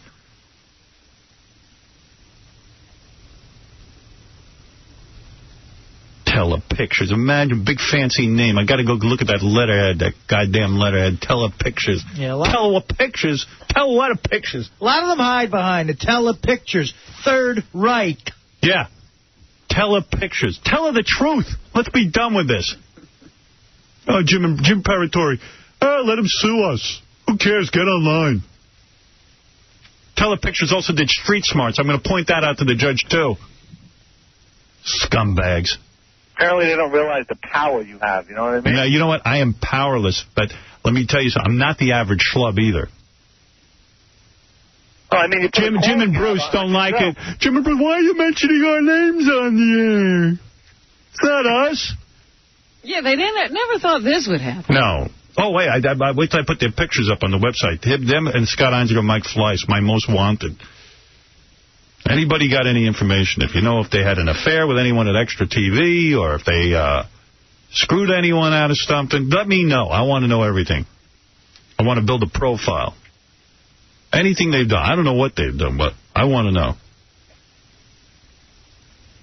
I want to know. That's all. I just want to know about them. I want to know about them. I don't want them hiding behind the name Telepictures. Telepictures. What the hell is that? Go sue them. Be here all day. Anything from bad tipping to homicide. Let me know. feeding the homeless. Gay affair's a home run, right? Gay affair. Oh, my Affair God. with one of the people. At the any of that. Oh, gay affair is home These run. are both family men, I think. Cork in their bats when they hit. Anything. Yes, Dominic. They are family men, are they not? You said a judge will decide it. Won't a jury decide it? Judge, jury. I'm not a lawyer. I don't care if it's. I don't care if it's a jury. All I got to do is show a jury my tapes and their tape, and we'll see what the jury has to say. Could you imagine some stern fanatics on a jury, what they could come back with? I hope so. I hope so. Oh, that's such a good point, because there'll be punitives. Let me tell you. If you're a fan of mine at the trial, I hope you don't make too big a deal about it. Yeah, keep it quiet. Keep it quiet. No, lie about it. Yeah, tell them you hate me. Well, they probably wouldn't have them on either. Just be, like, neutral. Like, I know he's on the radio, but... Yeah, never heard of him. Yeah, never heard of him. Might be a little too unbelievable. Tell you what, if I get a huge settlement, I'm going to take the money and throw a big party for my audience. Yeah, do like a Don King. Take him on vacation. Yeah, because this ain't about the money for me. Honest to God, it isn't. I'm just sick and tired of being... I mean, when Scott went off there and did this, I couldn't believe it. I wasn't going to do anything about it. And then I saw the show, and Scott... And Jackie. I'm going to buy you... I don't know if I can afford dinner for you, Dominic. No. We took Scott out for when he got engaged with the ring. And... Oh, please. Dominic, what we didn't do for this guy. Even Dominic feels hurt. I used to have this guy to Dominic's house. I wouldn't let Dominic in his own house. Right. And I'd let Scott be there. And keep Dominic out. I'm embarrassed to say that now. Remember, I had to sleep out in the car. No, Dominic would say to me, do you want to use my house? And I'd say, yes, I do, but not if you're not there. Yeah, you can't come. And Dominic would have to stay away. And Scott, I'd bring Scott and Maya. I'd sleep in the car. Yeah, and no, he slept in the city and stuff, and then he would call me, how's things going? Oh, we're having a great time. Can I come? In the city. Yeah. And you know what, Dominic? If I had to do it all over again, I'd still do it the same way. You're sick. What if I come? I just want to. I wouldn't let Scott in either. I was going to say, if you're doing it the same way, you're sick. No, I mean, Dominic still can't come to his own house. Thank you, Dominic. It's one of the greatest lawyers ever, Dominic Barber. I guess I got to take a break. We haven't done any news yet, and I'm sorry, but people do like to know what's going on. Oh, of course. I know Fred likes to know. Thank you. I'm sorry. Take the break, and then I'll The Howard Stern Show. Thank you for that great message. Its application has truly changed my life. And friends, if you'd like to read about more mountain-moving miracles, you should read Howard's life story, Move That Mountain. He'll be glad to send you a free copy of his book if you'll write and ask for it. And now, to lead you in a prayer of commitment, here again is Howard Stern. Robin and the crew. Yo. Radio World, what's the deals, Neil's old? This is representing live and direct with that crazy man Howard in the morning. Howard, give him something to talk about, baby. Thank you, baby. Like that. Who is that? Exactly sure. I mean, either. Whoever that was, I like. Robin, what's in the news?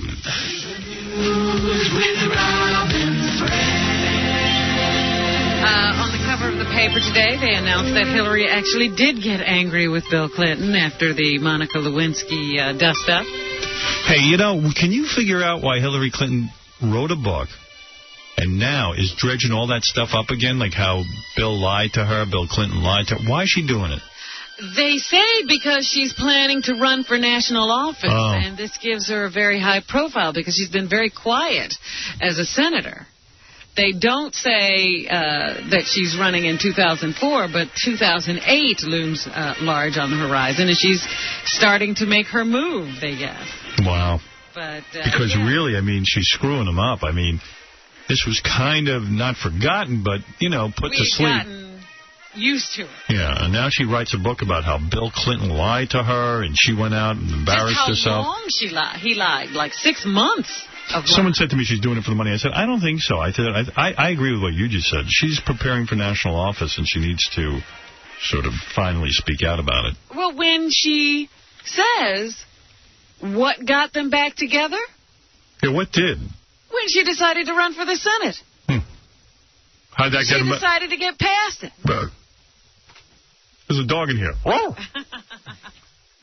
Speaking of dogs, she said when they went on that vacation, Buddy was the only one who wanted to be around Bill. That's a great thing about dogs. They'll never abandon you no matter what you do. No matter what you do, the dog is there for you. Yeah, when she decided to run for Senate, she decided she could get over what he had done.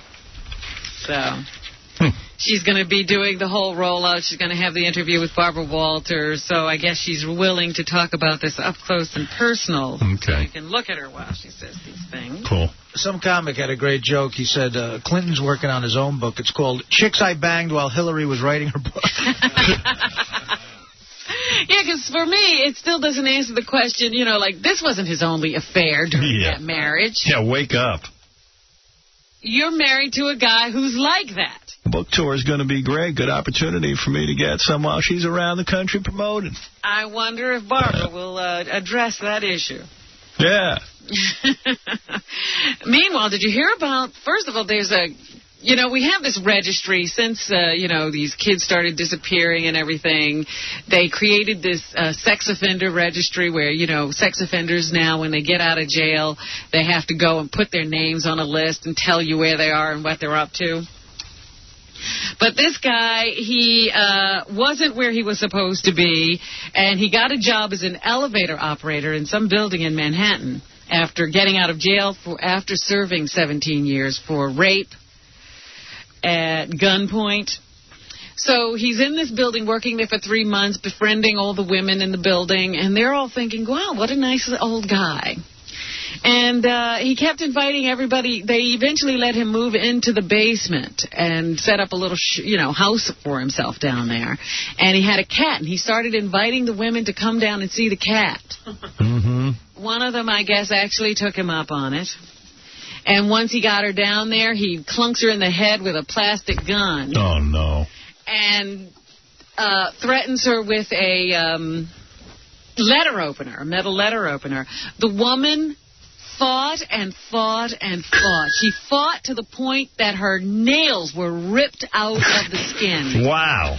And she actually bent the metal letter opener that he was trying to stab her with. And she finally got herself back into the elevator and closed the gate, rang the alarm bell, and then called 911 on her cell phone. But now, she's terribly traumatized. And this guy got away, so we're still looking for him. But, these sex offenders, they never get well, and they're always going to do it again. And here's another situation where, there's another woman in the building saying, yeah, he invited me down to see that cat. It could have happened to me. So, why don't you bring the cat outside? We'll look at her there. Yeah, don't go down to the basement to look at a cat. That's the moral of the story. No matter who it is. So, there's a guy on the loose now. They're looking for him who rapes women. The pistol turned out to be a toy, but nonetheless, that woman had some fight on her hands. Wow. In Florida, a meter reader, 56-year-old meter reader, was savagely attacked by 4 pit bulls who leaped a fence and tore her ear and part of her scalp. Oh, my God. Holy mackerel, these pit bulls.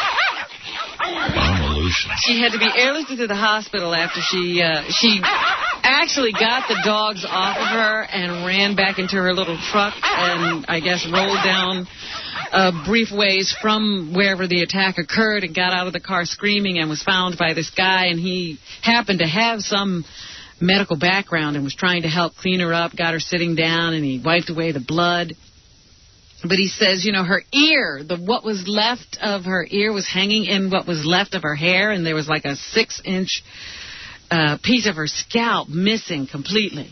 If Jim Perrott or Bruce Rosenblum ever asked you to go down in their basement and look at a cat, please let me know. And so this woman now has to go to the hospital, and she's terribly scarred and disfigured. Mm-hmm. The guy who owned these 4 pit bulls, he had already been fined for having a loose dog. So these dogs had been troubled before, and now that woman's terribly scarred. There you go. Last night, AFI had another one of those specials on TV where they name the best movies or whatever. They've done the 100 greatest films. Now they're doing the greatest movie villains and heroes of all times.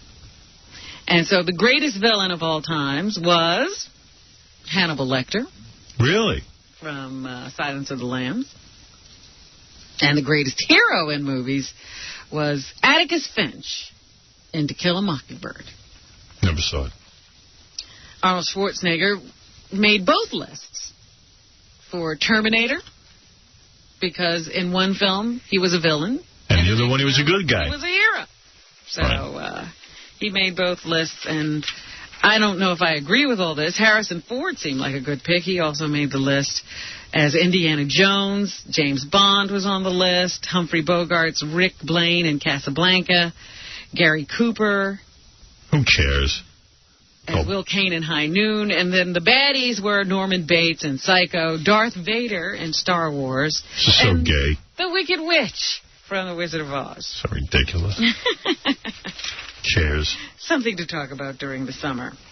Now, the other day I was telling you about that woman who died on a roller coaster. She was a roller coaster enthusiast, and they didn't know how she had flown out of the roller coaster as it was going through its run because she had been belted in and the security bar was down. They are now saying in the paper she took the belt off. Oh, there you go. Mid-ride. Why would she do that? Because a lot, and I used to see this all the time. A lot of people, sometimes they raise their arms, but there are some people who like to stand in the roller coaster. Oh, my God. They say that roller coaster enthusiasts call that, I think, they like to get some air time or liftoff. Oh, as it goes through that anti-gravity motion, they want to have the feeling of flying. Or something. You want feeling of flying, you become a bird. Let me tell you something. These roller coasters are not safe all the time. When you got to abide by every single rule. And she was part of these people. They go around from theme park to theme park looking for roller coasters. Trying every roller coaster. You can't unbelt your seatbelt. But I used to see people doing that all the time. I don't know why sometimes they get completely lifted out. Well, she died doing what she loved the most in this life, being on a dumb roller coaster. Yeah, they were having the funeral service yesterday, and it came out that she actually took off her seatbelt and got rid of the security bar so she could stand. So unbelievable. Yeah, that's pretty. Well, it's not scary enough. Pretty bad. Lift off. And Phil Spector, he had a mishap in his home. He took a girl home, and she wound up dead. Now he's told some magazine that she kissed the gun.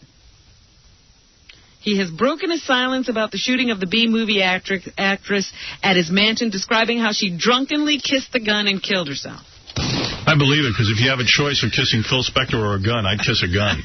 Even a loaded one. Right. He says he never knew her, never even saw her before that night. He had no idea who she was or what her agenda was. So why are you home with her? We know his agenda. So anyway, his situation, he says, can't be compared to Robert Blake. He didn't even know this woman. He had no agenda with her. And he recounted that he met her at the House of Blues. She asked for a ride home. Then she wanted to see his castle. So he said she was loud. She was drunk. Even before they got to the house, she grabbed a bottle of tequila from the bar to take with her. At his home, she kissed the gun. And then she killed herself, according to him. Now, I don't know why she would do all that, but that's what he's now saying. Maybe she looked at her life and said, I'm in a house with Phil Spector, and look at what my life has come to. Said that. Oh, my God. God help me. Tell me why it is that everybody in Hollywood has to paint. Well, because people want to be what they're not. Like Sylvester Stallone likes to think of himself as a painter. A lot of artists, a lot of movie star type artists want to be real artists. They want to show that this transcends just acting, that they are artists in every way. Yeah. Because now Rosie O'Donnell is having a gallery show. Ridiculous. Well, and plus she can get away with it. A lot of our kooky fans will buy whatever she if she made a duty on a canvas, they'd buy it. Well, they say up in Provincetown, Massachusetts, I wouldn't let her paint my house. They can look forward to seeing 30-odd paintings by Rosie. Right. At the Mumford Gallery, which will be showing these paintings on June 27th. They say her work is very abstract. In other words, she can't paint. That's right. She can't draw. Yeah. She wiped her tampon on a canvas is what it means. But it's a lot like her personality, very unique. Mm-hmm. I bet. There, you can go buy a Rosie painting, I guess. Great. Also, Britney Spears, there's another report in Page 6 today. This is all from Page 6. Page 6 today that she is a little tipsy every time people see her, and maybe somebody better call her parents or her friends better intervene because it seems that she's soused a lot lately.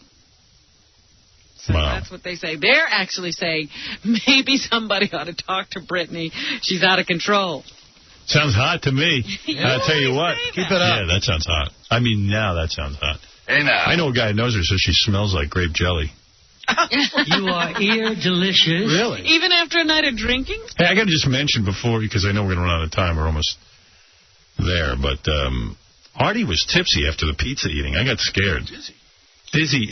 He went on the couch and he got dizzy. Really? Yeah. I wasn't. You were acting like drunk. Yeah, I mean, you get like a food high. All right. Oh, no wonder he eats like that. It's a chemical thing. When you eat fast, you get a little bit of a buzz. You had to see him.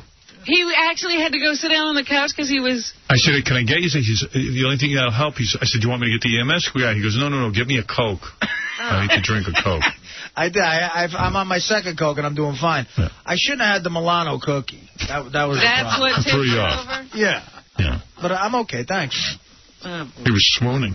Anything else, Robin? Yeah, the Lacey Peterson case. Scott Peterson's lawyers say they're close to the real killers. They're closing in on them. Do they drink 8 Cokes a day? They did say that they were going to find the people who really killed her, and now they've floated the story that they're closing in on the real killers. Are the names Jim Peratore and Bruce Rosenblum? They haven't let any other information out, so I don't know. And did the right guy win American Idol? There's some question now because advance orders of the 2 records that are going to come out from Clay Aiken and Ruben Studdard, they're taking advance orders on Barnes & Noble and Amazon.com. Yes. And Clay is outstripping Ruben in the advanced order. That's what I was afraid of, Robin. So, people are wondering, did the right guy really win? You are ear delicious. We'll have to find out. And one of the other things that's in the news today is they're probably going to charge Martha Stewart. Oh, cool. It is a bit of a joke. Martha Stewart did something wrong, allegedly, but let me tell you something. They haven't once gone after these Enron guys, and they really did a number. And I'm not defending Martha Stewart. I don't think she should be protected in this. But let me tell you something. Well, she wasn't even... This isn't the company she runs, at least. That's right. She was trying to get out of somebody else's stock. They're saying that the Enron thing is just too complicated. The public doesn't understand it, so we're just not going to deal with it. Can you imagine the hypocrisy in that? And how many people are hurt by Enron as opposed to how many people were hurt by Martha Stewart? Well, it's the same reason the FCC only goes after me, because no one else knows anybody else's name. So they just go after me. It's easier. Everyone understands Howard Stern. They're saying that it's basically to teach a lesson or to show somebody something. Yeah, I'm not for lesson teaching. I'm for the law, and I'm for going after the guilty parties. This is ridiculous. Here's Paul Levinson, a professor at Fordham University. He says Martha Stewart's celebrity is working against her in this case. B1. If someone who was unknown or much less known than Martha Stewart, absolutely, this wouldn't even be a case of insider trading, no one would even know about it. Right. That's right. You wouldn't even know about it. This is a bit of a witch hunt, and they say all she saved was like $45,000. Yeah, it was dumb. If she was smart, she would have just admitted it right away. Said, "Oh yeah, but she's going to fight it all the way." Well, she still says that she'll fight it even in court. She's going to plead innocent if charges are brought against her. They say it's going to be her company's going to take a real drubbing as a result of this because, her image is so tied in with the value of that company. But the government guys feel like they're looking bad. They just want to admit it and get away with it. Then be done with it. She won't do it. But, they've probably spent more money than that trying to nail her. Meanwhile, people who invested in Enron are bankrupt. Yeah. Regular taxpayers, regular hard-working stuff. And the people who have invested in Martha Stewart are also going to be hurt. This is awful. It's just crazy. Ridiculous. Finding Nemo, Michael Douglas is not in the movie and does not do any of the voices, but Albert Brooks, he just wanted to be interviewed, who worked with him, does. So Michael interjects in an Albert Brooks interview about the animated companies and how they get actors to do these projects for scale. A1. They keep a record of every actor and actress who has a young child. You bet. And they find the appropriate time to go after you, to pay you scale, to basically take your name and likeness and pay you scale, right, so that you will have something after 20 years of doing R-rated movies that your kids can see. And they get away with murder on this. They get away with murder. All right, there you go. Guy finally woke up from the dead. Put a shock into his system. Amazing. Italian Job is in theaters right now. Stars Charlize Theron. And here she is on the most important element of stunt driving. I think what was most important was that we felt... I hate when she talks, but she is good looking. Anything else, Robin? And Dog Eat Dog's Brooke Burns with us this morning. She's hot. That comes on NBC on, Tuesday nights? Here she is about what she likes about the contestants' drive to win. Contestants? The contestants. Contestants. The contestants. I love really seeing them, try to complete the challenges because you really never know. And then, of course, just... All right, good. Okay. And that's what's... All right, thank you. I'll see you tomorrow.